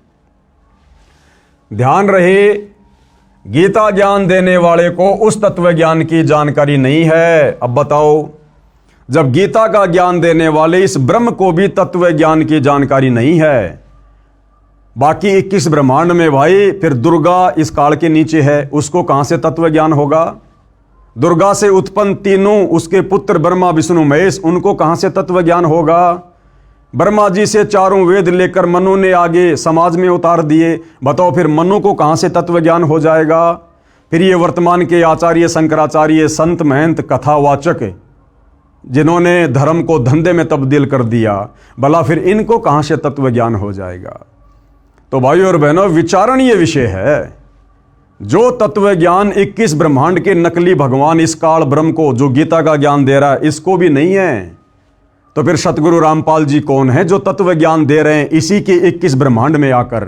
ये स्वयं परम अक्षर ब्रह्म है, सत्य पुरुष है, सच्चिदानंद घन ब्रह्म है, कबीर देव है, जो तत्वदर्शी संत की भूमिका में आज हमारे समक्ष प्रकट हैं। भाई मौका है, फायदा उठाया जाए तो उठा लेना। ध्यान रहे, गीता ज्ञान देने वाले को उस तत्व ज्ञान की जानकारी नहीं है, इसीलिए तो गीता अध्याय 4 श्लोक 34 में किसी तत्वदर्शी संत से जानने को कहा है। अगर गीता के ज्ञान देने वाले ब्रह्म को तत्व ज्ञान होता तो गीता अध्याय 4 श्लोक नंबर 34 में अर्जुन को यह नहीं कहता कि अर्जुन उस तत्व ज्ञान की जानकारी के लिए तो किसी तत्वदर्शी संत की खोज कर ले। अगर इसको खुद को तत्व ज्ञान होता, एक श्लोक और बोल देता। कौन सा स्याही कम पड़ रही थी, कौन सा जो है कागज की कमी पड़ रही थी, लेकिन इसके पास भी वो कंप्लीट तत्व ज्ञान नहीं है। इसीलिए तो तत्वदर्शी संत की शरण में जाने के लिए अर्जुन को कह रहा है। इसीलिए तो गीता अध्याय 4 श्लोक 34 में किसी तत्वदर्शी संत से जानने को कहा है। सूक्ष्म वेद मुझ दास यानी रामपाल दास के पास है। ये तत्व ज्ञान, ये 5वें वेद का ज्ञान केवल वर्तमान में पृथ्वी पर एकमात्र तत्वदर्शी संत सतगुरु रामपाल जी के पास है, जिसमें लिखा है कि परम अक्षर ब्रह्म यानी सत्य पुरुष ने यह तत्व ज्ञान सूक्ष्म वेद यानी गीता ज्ञान दाता क्षर पुरुष यानी क्षर ब्रह्म, जिसे काल ब्रह्म भी कहा जाता है, के अंतःकरण यानी आत्मा में भेजा था, ईमेल किया था। भाइयों और बहनों, आध्यात्मिक साइंस सबसे सुप्रीम साइंस है। हमारी यहाँ की साइंस तो 3rd ग्रेड की है। यहाँ की साइंस से लाखों गुना उत्तम साइंस तो देवताओं की है, और देवताओं से भी अरबों खरबों ज्यादा उत्तम साइंस बढ़िया परम अक्षर ब्रह्म की है, सतलोक में है। तो परमेश्वर ने जब इस काल ब्रह्म को दुर्गा समेत और हम सभी आत्माओं समेत सतलोक से निष्कासित कर दिया था 21 ब्रह्मांडों सहित, उसके बाद परमेश्वर जी ने ये सूक्ष्म वेद वाला ज्ञान इस काल ब्रह्म ज्योति निरंजन के अंतःकरण में डाल दिया था। अंतःकरण में एक आध्यात्मिक साइंस है भाइयों और बहनों, धीरे धीरे समझ में आएगी जब हम सतगुरु रामपाल जी के सत्संग सुनना शुरू करेंगे। दास ने आपको पिछले वीडियो में बताया था कि जब इस काल ब्रह्म ने उस ज्ञान को देखा पढ़ा तो इसको चिंता हो गई कि इसमें तो मेरी सारी सच्चाई बोल रखी है। अगर ये सच्चाई नीचे 21 ब्रह्मांड के इन प्राणियों को पता चल गई तो भैया कोई भी मेरी भक्ति नहीं करेगा, और फिर मैं खाऊंगा क्या, मेरे भोजन का क्या होगा। क्योंकि इसको श्राप लगा हुआ है परम अक्षर ब्रह्म की तरफ से, जो गलती इसने सतलोक में की थी कि तू प्रतिदिन 1 लाख मानव शरीरधारी स्त्री पुरुषों के सूक्ष्म शरीर की वासना खाएगा, उनका मैल खाएगा, वो गंदगी खाएगा। इसलिए अपने भोजन के लिए, अपनी भूख शांत करने के लिए इसकी मजबूरी बन गई भाइयों और बहनों हमें मनुष्य जन्म देना। और ये किसी के सामने प्रकट नहीं होता, इसका विकराल चेहरा है, काल इसका नाम है, इसकी भुंडी शकल बताई गुरुदेव भगवान ने। इसलिए ये अपने तीनों पुत्रों ब्रह्मा विष्णु महेश को भी दर्शन नहीं देता, उनसे भी छुपकर 21वें ब्रह्मांड में ब्रह्मलोक में रहता है, और अपने तीनों पुत्रों ब्रह्मा विष्णु महेश को मूर्ख बना रखा है। इन्हीं के माध्यम से अपने भोजन की व्यवस्था करवा रहा है। श्री ब्रह्मा जी से रजोगुण के प्रभाव से जीवों की उत्पत्ति करवाता है, और श्री विष्णु जी से सतोगुण के प्रभाव से एक दूसरे को मोह माया में जकड़ के रखता है घर परिवार में, और श्री शंकर जी के तमोगुण के प्रभाव से आपस में मन मुटाव करवा के, लड़ाई झगड़ा करवा के, एक्सीडेंट करवा के हमारी मृत्यु करवा देता है। और अपने भोजन की इस प्रकार से इसने व्यवस्था कर रखी है। तो जब उस परम अक्षर ब्रह्म ने, सत्य पुरुष ने, कबीर देव ने जब इसको सतलोक से बाहर निकाला था, उसके बाद इसके अंतःकरण में ये सारा का सारा ज्ञान फीड कर दिया। जब इसने वो ज्ञान देखा तो इसको चिंता बन गई कि भैया ये तो बात बिगड़ेगी, तेरे बारे में तो सारी सच्चाई लिखी हुई है, तो तेरी भूख कैसे मिटेगी। तो इसने क्या किया भाइयों और बहनों, जल्दबाजी में इसने वो मुख्य ज्ञान जो मुक्ति का था, मोक्ष का था, वो ज्ञान इसने जल्दबाजी में नष्ट कर दिया, और बाकी ज्ञान वेद रूप में अपने बड़े पुत्र ब्रह्मा जी को समुद्र मंथन के दौरान दे दिया। ब्रह्मा जी ने वो ज्ञान आगे अपने वंशजों को दे दिया, मनु को दे दिया, मनु ने फिर आगे आम समाज में उतार दिया, और फिर आज से लगभग 5500 वर्ष पहले द्वापर में वेद व्यास जी को दिव्य दृष्टि देकर उस ज्ञान को ज्यों का त्यों वेदों के रूप में लिपिबद्ध करवा दिया, जो वेद आज आम समाज में है। तो गुरुदेव भगवान क्या कह रहे हैं कि वो सूक्ष्म वेद वाला ज्ञान, जो ज्ञान इन चारों वेदों में नहीं है, जिस ज्ञान को इस काल ब्रह्म ने नष्ट कर दिया था, वो सूक्ष्म ज्ञान देने के लिए वो परम अक्षर ब्रह्म, वो कबीर परमात्मा फिर सतलोक से चलकर स्वयं धरती पर तत्वदर्शी संत के रूप में प्रकट होता है। इसलिए कहा है कि 21 ब्रह्मांड में किसी के पास वो मुक्ति का ज्ञान नहीं है, मुक्ति का मार्ग नहीं है, तत्व ज्ञान नहीं है। अब सतगुरु रामपाल जी क्या कह रहे हैं कि सूक्ष्म वेद मुझदास रामपाल दास के पास है। तो भाइयों और बहनों अब विचार कर लेना सतगुरु रामपाल जी कौन है जिनके पास सूक्ष्म वेद है, सूक्ष्म ज्ञान है। ये स्वयं परम अक्षर ब्रह्म है, जिसमें लिखा है कि परम अक्षर ब्रह्म यानी सत्य पुरुष ने यह तत्व ज्ञान, सूक्ष्म वेद, गीता ज्ञान दाता, क्षर पुरुष, इस काल को क्षर पुरुष भी कहते हैं। क्षर का मतलब होता है नासवान, जिसकी जन्म और मृत्यु होती है। क्षर पुरुष यानी क्षर ब्रह्म, जिसे काल ब्रह्म भी कहा जाता है, इसके अंतःकरण में, इसकी आत्मा में भेजा था, ईमेल किया था, उसने अपने श्वासों द्वारा बाहर निकाल कर पढ़ा। इसने देखा कि इसमें परम अक्षर ब्रह्म का ज्ञान है, यानी सतलोक का ज्ञान है, इसमें तो पूर्ण परमात्मा का भी ज्ञान है, वहां का सुख तथा यहां काल लोक का दुख लिखा है। इसने विचार किया कि यदि मेरे 21 ब्रह्मांडों में रहने वाले प्राणियों को सत्यलोक के सुख का तथा उसमें जाने वाली भक्ति का पता चला तो सब भाग जाएंगे, मेरी सुधा यानी भूख कैसे शांत होगी। इस डर से इसने वह ज्ञान सूक्ष्म वेद से निकाल दिया और शेष ज्ञान समुद्र में छुपा दिया, जो आगे चलकर इसके बड़े पुत्र ब्रह्मा को प्राप्त हुआ। सूक्ष्म वेद के अनुसार सागर मंथन के समय 4 वेद निकाले, वे ब्रह्मा जी ने पढ़े। फिर यही वेद ज्ञान काल ब्रह्म ने ब्रह्मा का रूप धारण करके सूर्य देव को बताया। सूर्य देव कौन? ये आग का गोला नहीं, इस आग के गोले सूर्य के ऊपर जिस देव का कंट्रोल है, आधिपत्य है, वो सूर्य देव जो मनुष्य रूप में है, देव रूप में है। जिस प्रकार भाइयों और बहनों परिवहन मंत्री होता है, तो परिवहन मंत्री कोई परिवहन का साधन थोड़ी होता है, कोई बस थोड़ी होती है, कोई ट्रक थोड़ी होता है। परिवहन मंत्री मतलब वो एक व्यक्ति है, इंसान है, जो परिवहन के साधनों पर कंट्रोल रखता है। इसी प्रकार सूर्य देव एक देवता अलग है, और ये जो सूर्य है आग का गोला, ये एक अलग है। फिर यही वेद ज्ञान काल ब्रह्म ने ब्रह्मा का रूप धारण करके सूर्य देव को बताया। सूर्य ने अपने पुत्र ऋषि स्वयंभू मनु को चारों वेदों वाला ज्ञान बताया। वह सतयुग का समय था। फिर इस काल ब्रह्म ने ब्रह्मा रूप धारण करके सूर्य ऋषि को बताया। गीता अनुसार गीता ज्ञान देने वाले काल ब्रह्म ने वेद ज्ञान सूर्य से कहा। सूर्य ने अपने पुत्र मनु को बताया। मनु ने अपने पुत्र इक्ष्वाकु को बताया। फिर कुछ राज ऋषियों ने सुना। 4 युग, सतयुग जो 17,28,000 वर्ष का है, त्रेता युग जो 12,96,000 वर्ष का समय है, द्वापर युग जो 8,64,000 वर्ष का समय है, और कलयुग जो 4,32,000 वर्ष का समय है। विशेष इससे दास ये सिद्ध करना चाहता है कि जिस समय श्रीमद् भगवत गीता का ज्ञान अर्जुन को बताया, उस समय सतयुग त्रेता युग पूरे जा चुके थे। यानी भाइयों और बहनों, जिस समय इस काल ब्रह्म ने महाभारत के युद्ध में, कुरुक्षेत्र के मैदान में ये गीता जी का ज्ञान बोला था, उससे पहले तो सतयुग 39 लाख वर्ष बीत चुका था। और ये ज्ञान भाइयों और बहनों सतयुग में 1 लाख वर्ष के बाद धीरे धीरे नष्ट होना शुरू हो गया था ये वेद ज्ञान। अब ये बीच में कितना गैप हो गया, लगभग 38 लाख वर्ष तक दुनिया वेदों के अनुसार नहीं बल्कि मनमाना आचरण करती हुई आ रही है।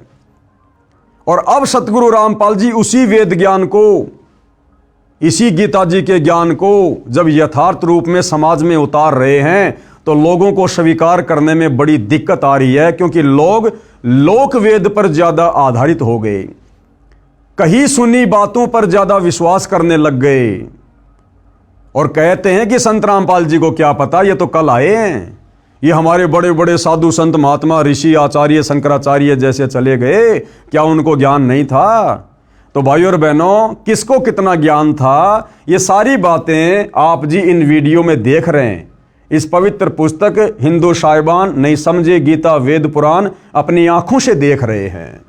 तो वर्तमान में सतगुरु रामपाल जी को, जो कि ये वेद ज्ञान, ये गीता ज्ञान, ये प्राय लुप्त हो चुका है। लोग शास्त्र विरुद्ध साधना को सत्य मानकर उस पर आरूढ़ हो चुके हैं। अब आम समाज में इस सत्य ज्ञान को उतारने में थोड़ी कठिनाई आ रही है, लेकिन भाइयों और बहनों, ये कलयुग की बिचली पीढ़ी है। सभी को परमात्मा ने अक्षर ज्ञान युक्त कर दिया है, सभी को शिक्षित कर दिया है, सभी सदग्रंथों का अनेक भाषाओं में ट्रांसलेट करवा दिया गया है। बुद्धिमान समाज है और अवश्य इस सच्चाई को स्वीकार करेगा, भले ही थोड़ा समय लगे। इससे दास ये सिद्ध करना चाहता है कि जिस समय श्रीमद् भगवत गीता का ज्ञान अर्जुन को बताया, यानी लगभग 5,500 वर्ष पहले द्वापर में, उस समय सतयुग त्रेतायुग पूरे जा चुके थे तथा द्वापर युग मात्र 100 वर्ष शेष था। वेद ज्ञान काल ब्रह्म ने सूर्य देव को दिया। सूर्य ने अपने पुत्र वैश्वत मनु जी को सतयुग के प्रारंभ में दिया। उस समय पुराणों की रचना नहीं हुई थी, केवल वेदों के ज्ञान के आधार से ऋषिजन साधना करते थे, जिसका प्रमाण गीता अध्याय 17 श्लोक 23 में भी है। कहा है कि सच्चिदानंद घन ब्रह्म के सुमरण का ओम तत्सत 3 मंत्र का जाप है, जो 3 प्रकार से किया जाता है। सृष्टि की आदि में यानी सतयुग की शुरुआत में ब्राह्मण यानी विद्वान भगतजन इसी ज्ञान के अनुसार यज्ञ आदि अनुष्ठान किया करते थे।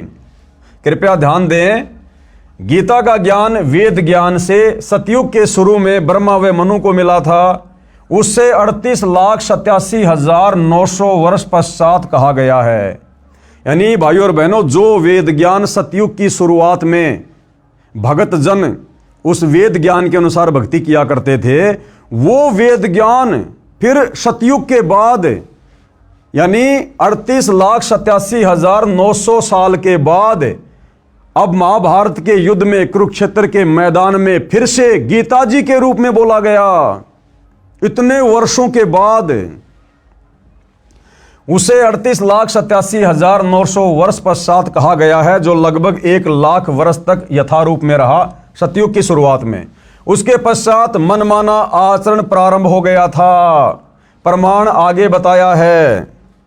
यह भी याद रखें कि गीता अध्याय 4 श्लोक 1 और 2 में गीता ज्ञानदाता ने यानी काल ब्रह्म ने कहा है कि हे अर्जुन, ये अविनाशी योग यानी यह है अविनाशी भक्ति जो जीव को भी अविनाशी बना दे, शाश्वत स्थान सतलोक में बैठा दे। यह अविनाशी योग यानी यथार्थ भक्ति की जानकारी वाला ज्ञान अर्थात वेद ज्ञान मैंने सूर्य से कहा था सतयुग में। सूर्य ने अपने पुत्र मनु से कहा सतयुग में।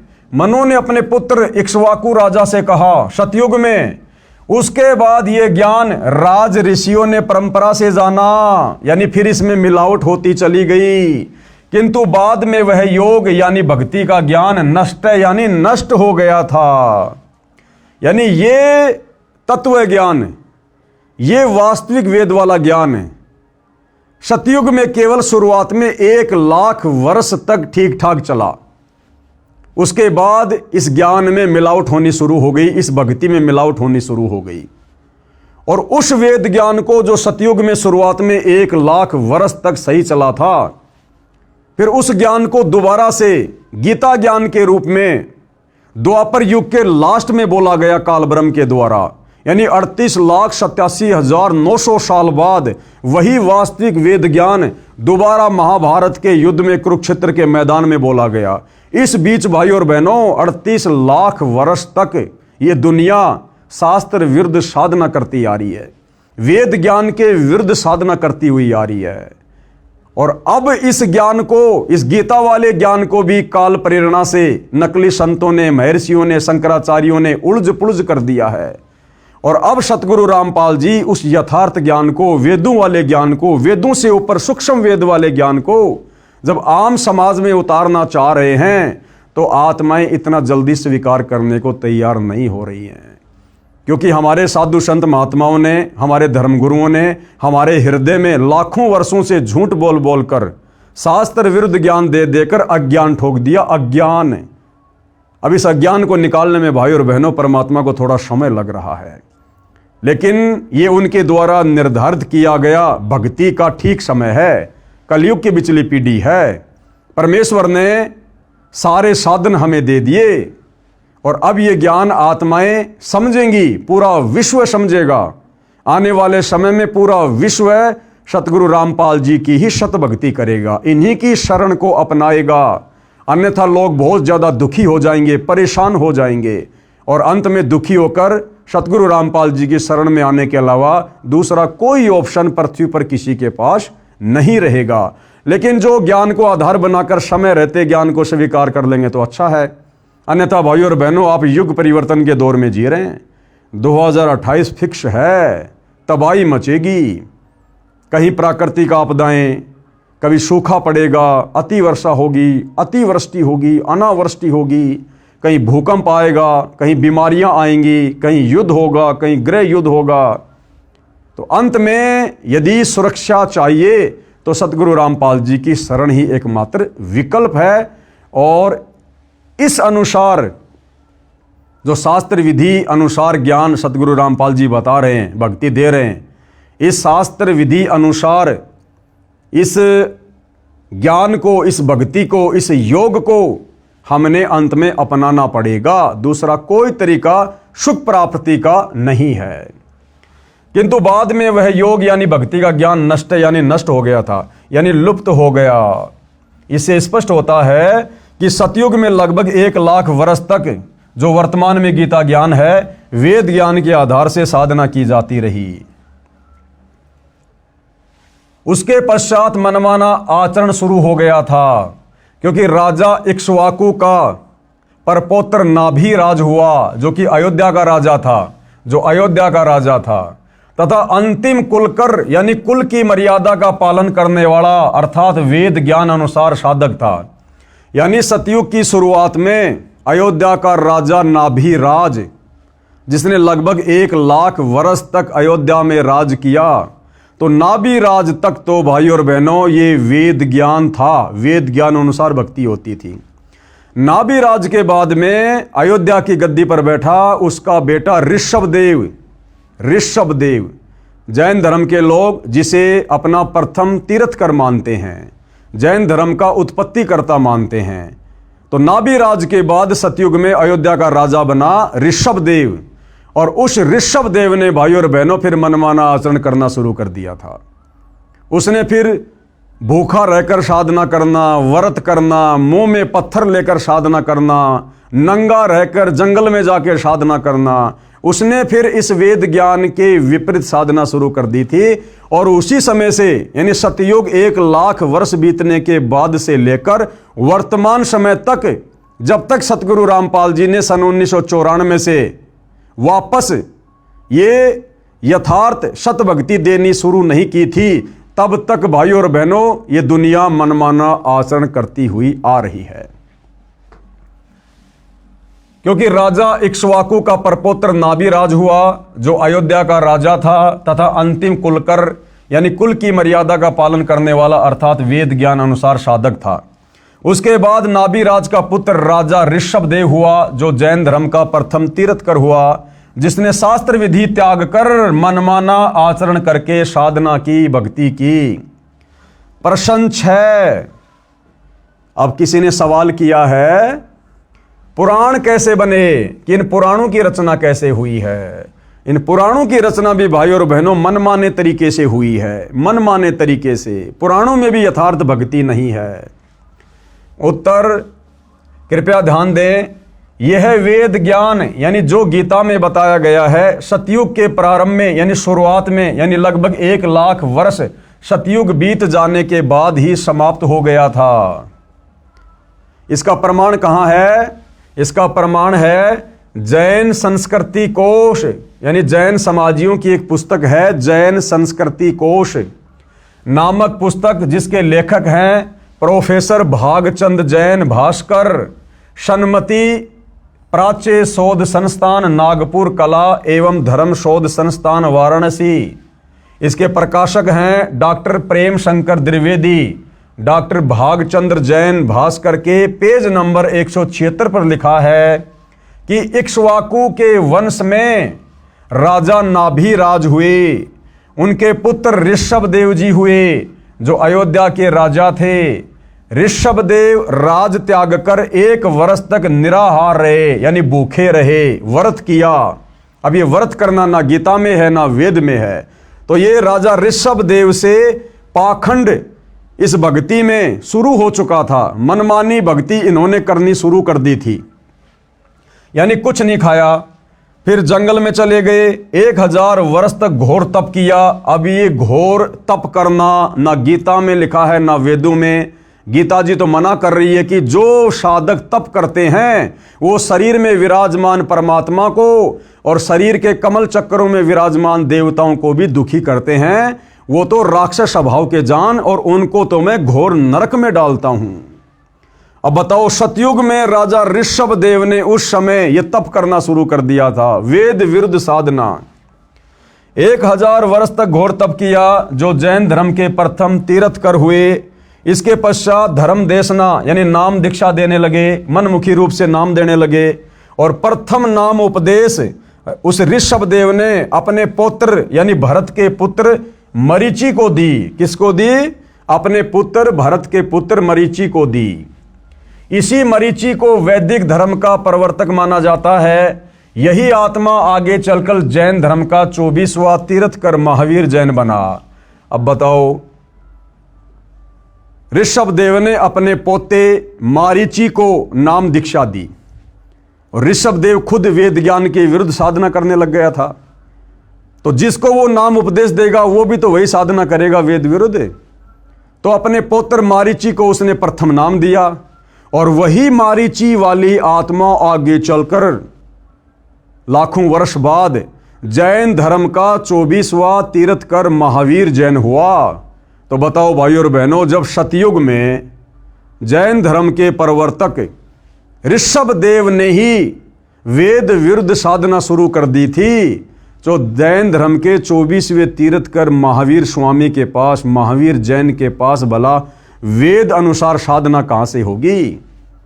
और जब आप पढ़ेंगे जैन समाज की पुस्तक आओ जैन धर्म को जाने, उसमें साफ साफ लिखा है कि महावीर जैन ने अपने जीवन काल में 363 पाखंड मत चलाए।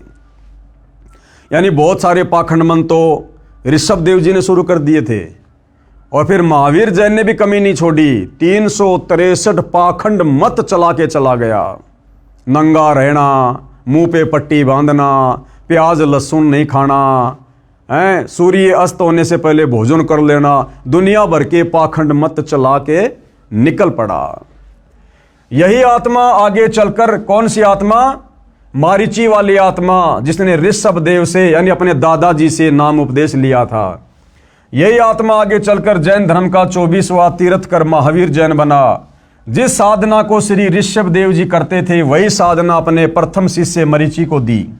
आगे पढ़ोगे, मरीची यानी महावीर जैन की दुर्गति का प्रमाण, और ऋषभ देव के द्वारा बताई गई शास्त्र विरुद्ध साधना करने से उस मारीची वाले जीव की क्या क्या दुर्गति हुई, फिर कैसे कैसे उसने जीवन भोगे। आगे पढ़ोगे, मारीची यानी महावीर जैन की दुर्गति का प्रमाण है। इसे स्पष्ट है कि मनु के पुत्र इक्ष्वाकु, इक्ष्वाकु के परपोत्र नाभिराज, नाभिराज के पुत्र ऋषभदेव, ऋषभदेव जी ने सब साधना वेद विरुद्ध की, यानी वेद ज्ञान की कमी स्पष्ट है। गीता चारों वेदों का सार है। गीता अध्याय 17 श्लोक 1 और 6 में घोर तप को मनमाना शास्त्र विरुद्ध साधना कहा है। ऐसे व्यक्तियों को जो मन कल्पित घोर तप को तपते हैं, असुर यानी राक्षस स्वभाव के जान, उनको घोर नरक में डाला जाता है। फिर और नीची योनियों में, भूत पितर की, पशु पक्षियों की योनि में जाता है। कौन? जो व्यक्ति मनमाना आचरण करता है। और वर्तमान में पूरा का पूरा हिंदू समाज संत रामपाल जी के भक्तों को छोड़कर मनमाना आचरण कर रहा है। सब के सब नरक में जाने वाली साधना कर रहे हैं। गीता अध्याय 17 श्लोक 5, जो मनुष्य शास्त्र विधि से रहित केवल मनमाना, जो वेदों व गीता शास्त्रों में कहीं नहीं है, जैसे राधे राधे श्याम मिला दे, ओम नमो भागवते वासुदेवाय नमः, व्रत करना, तीर्थों पे जाना, मूर्ति बनाकर पूजना, मंदिरों में जाना, मस्जिदों में जाना, चर्चों में जाना, गुरुद्वारा बनाकर पूजा करना, तप करना, पैदल यात्रा करना, कावड़ लेके आना, ये वेदों में और गीता जी में कहीं नहीं है। ये मनमाना आचरण है, और ये मनमाना आचरण करने वाला अंत में नरक का भागी होता है, क्योंकि ये साधना वेद और गीता के विरुद्ध है। गीता अध्याय 17 श्लोक 5, जो मनुष्य शास्त्र विधि से रहित केवल मनमाना, जो वेदों व गीता शास्त्रों में नहीं कहा है, उस घोर तप को तपते हैं, तथा दंभ और अहंकार से युक्त कामना, आसक्ति, बल के अभिमान से भी युक्त हैं, यानी अहंकार भी है, मान बढ़ाई भी है, दिखावा भी है। गीता अध्याय 17 श्लोक 6, शरीर रूप से स्थित भूत समुदाय को, शरीर में असंख्यों सूक्ष्म जीव हैं, उन प्राणियों को और अंतःकरण में स्थित मुझको दुखी करने वाले यानी अधिक कष्ट देने वाले हैं, उन अज्ञानियों को तू आसुर यानी राक्षस स्वभाव वाले जान।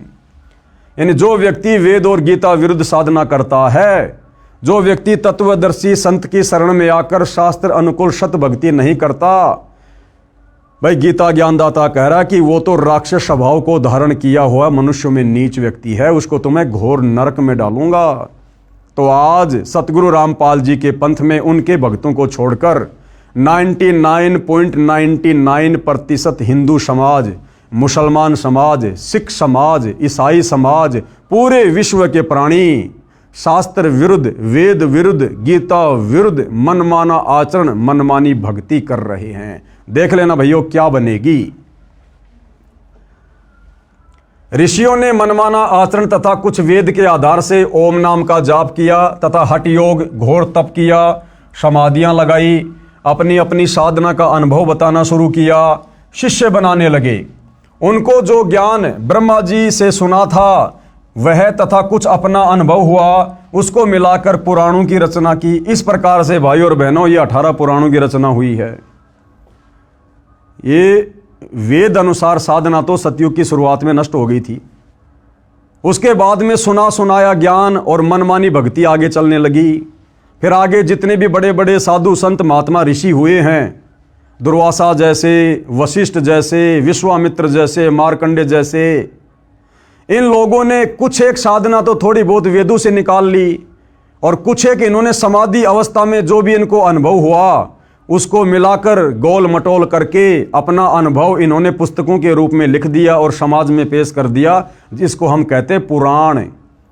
तो भाई और बहनों, इन 18 पुराणों में जो ज्ञान वेदों से मेल खाता है, जो ज्ञान गीता जी से मेल खाता है, वो तो सत्य है, वो हमें स्वीकार्य है। और इन 18 पुराणों का जो ज्ञान वेद और गीता के ज्ञान के विरुद्ध है, वो किसी काम का नहीं है, वो कूड़ा करकट है। उनको जो ज्ञान ब्रह्मा जी से सुना था वह तथा कुछ अपना अनुभव हुआ, उसको मिलाकर पुराणों की रचना की।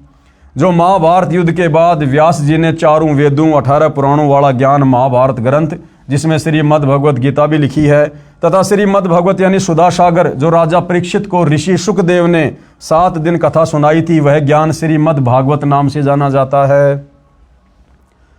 इन सब को लिपिबद्ध किया किसने? वेद व्यास जी ने कागज पर लिखा, जो आज आपके कर कमलों में है। विशेष ऋषियों ने एक दूसरे से सुना ज्ञान बताया, जिससे पवित्र पुराणों की रचना हुई। इसका प्रमाण आप देखें व पढ़ेंगे इसी पुस्तक के पेज नंबर 192 पर आगे। पर जहां शिव महापुराण की विद्वेश्वर संहिता के अध्याय 12 श्लोक 1:54 की फोटोकॉपी लगी है, वक्ता ऋषि शुत जी हैं, जो व्यास ऋषि का शिष्य है। कहा है कि मैंने जैसा व्यास जी से सुना वैसा कहता हूं। इससे सिद्ध है कि पुराणों का ज्ञान लोकवेद है, यानी सुना सुनाया ज्ञान है। कहा सुना यानी दंत कथा है, जो वेद विरुद्ध है, जिसका मुक्ति से कोई लेना देना नहीं है। प्रश्न नंबर 7, वेद, गीता तथा 18 पुराणों का ज्ञान एक समान हुआ, क्योंकि ऋषियों ने भी वेदों को पढ़ा, फिर भक्ति की, अपना अनुभव बताया, जो पुराण कहे जाते हैं। तो इसका उत्तर गुरुदेव दे रहे हैं, वेदों व पुराणों का ज्ञान एक समान नहीं है। पुराणों में कुछ ज्ञान वेदों का है, शेष ऋषियों के घर का है, जो व्यर्थ है, बेकार है, उनका खुद का अपना अनुभव है। और भक्ति मार्ग में खुद का अनुभव नहीं चलता। उदाहरण दिया गुरुदेव ने, मार्कंडे पुराण का उदाहरण दे रहे हैं गुरुदेव। अध्याय रोचे ऋषि की उत्पत्ति कथा प्रश्न 250 पर कहा है कि एक रुचि ऋषि था, जो वेदों को पढ़ता था। उसने विचार किया कि मनुष्य जीवन मोक्ष प्राप्ति के लिए मिला है, कि भाई मानव जन्म दुर्लभ है, ये मिले न बारंबार, जैसे तरवर से पत्ता टूट गिरे फिर बहुर न लगता डार। ये मनुष्य जन्म पूर्ण परमात्मा हमें केवल मोक्ष प्राप्ति के लिए, शत भक्ति के लिए देता है, कि मानव जन्म पाए कर जो नहीं रटे हरि नाम, भाई जैसे कुआ जल बिना फिर बनवाया क्या काम। तो रोचे ऋषि को इस बात का ज्ञान था कि ये जो मनुष्य शरीर है, ये केवल पूर्ण परमात्मा की सच्चे तत्वदर्शी संत से सत भक्ति लेकर मोक्ष करवाने के लिए मिलता है, कि मनुष्य जीवन मोक्ष प्राप्ति के लिए मिला है। इसलिए उसने न विवाह करवाया, न आश्रम का निर्माण किया, वेदों को जैसा समझा उसी अनुसार साधना करता था। उसकी उम्र 40 वर्ष हो गई थी। एक दिन उस ऋषि के पितामह यानी दादा तथा पर पितामह यानी उसका परदादा तथा पर पितामह का पिता यानी 3 दादाजी, एक पिता आकाश में दिखाई दिए। उस रोचे ऋषि के पूर्वज जो मर चुके थे, दादा परदादा उसका दादा, एक दिन उसको आकाश में दिखाई दिए। उससे पहले वो रोचे ऋषि वेदों के अनुसार सत भक्ति कर रहा था, लेकिन उसके पूर्वजों ने जो भूत बने हुए थे, उन्होंने उसको वेद विरुद्ध साधना पर लगा दिया। तथा परपितामह का पिता यानी 3 दादाजी, एक पिता आकाश में दिखाई दिए। बोले, बेटा रुचि, तूने विवाह क्यों नहीं करवाया? हमारे श्राद्ध कर्म पिंडदान क्यों नहीं कराया? बेटा हम पितर बने हैं, हमारे कर्मकांड करो। क्योंकि रोचे ऋषि के दादा ने परदादा ने वेद विरुद्ध साधना की, मनमाना आचरण किया और फिर वो भूत बन गए, प्रेत बन गए, पितर बन गए, कष्ट भोग रहे थे। तो वो सारे के सारे रोचे ऋषि को दिखाई दिए और उसको क्या कहा कि बेटा रुचि, तूने विवाह क्यों नहीं करवाया, हमारे श्राद्ध कर्मकांड पिंडदान क्यों नहीं कराए, जबकि वेदों में और गीता में ये पाखंड करने के लिए कोई आदेश नहीं है। बेटा हम पितर बने हैं, भाई सत भक्ति करते पितर क्यों बने, हमारे कर्मकांड करो। रुचि ऋषि बोला, हे पिता, हे पितामहे, वेद में कर्मकांड को अविद्या कहा है, यानी मूर्खों का कर्म बताया है वेदों में। श्राद्ध निकालना, पितर पूजना, यानी मूर्खों का कर्म बताया है, ये नहीं करना चाहिए। पितर बोले, बेटा ये सत्य है। वो पितर क्या कह रहे हैं कि बेटा रुचि, बिल्कुल वेदों में ऐसा ही लिखा है कि श्राद्ध नहीं निकालने चाहिए, ये पितर पूजा नहीं करनी चाहिए, कोई भी कर्म कांड नहीं करना चाहिए। पितर बोले, बेटा ये सत्य है कि वेदों में कर्मकांड यानी भूत पूजा, पितर पूजा, देव पूजा को अविद्या यानी मूर्खों की साधना कहा है।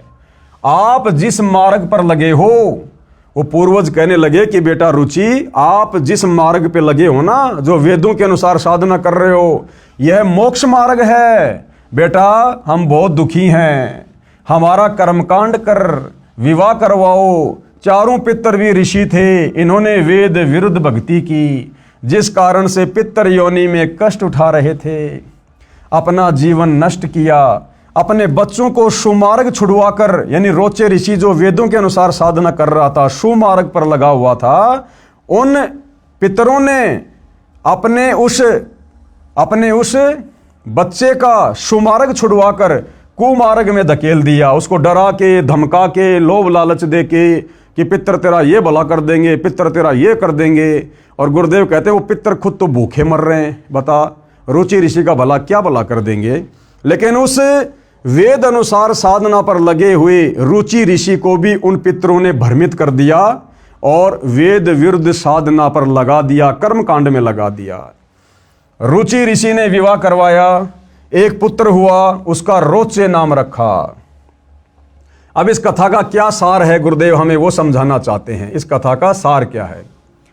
रुचि ऋषि ने कहा कि कर्मकांड यानी पितर पूजा, भूत पूजा, देव पूजा को वेदों में गलत बताया है। पितर भी ऋषि थे, वेद याद कर रखे थे, पढ़ते भी थे, वे तुरंत मान गए कि वेद में ऐसा ही लिखा है। यह जो वेद ज्ञान है ये वेदों से लिया सत्य है, परंतु कर्मकांड ऋषियों के घर का है। ये ऋषि क्या करते थे, ज्ञान तो वेदों का बताते थे, लेकिन ये कर्मकांड अपनी तरफ से करवाते और करते थे। ये वेदों से लिया सत्य है, परंतु कर्मकांड ऋषियों के घर का है, नरक का मार्ग है, ये हमने नहीं करना है। गीता अध्याय 9 श्लोक 25 में वेद ज्ञान इस प्रकार है।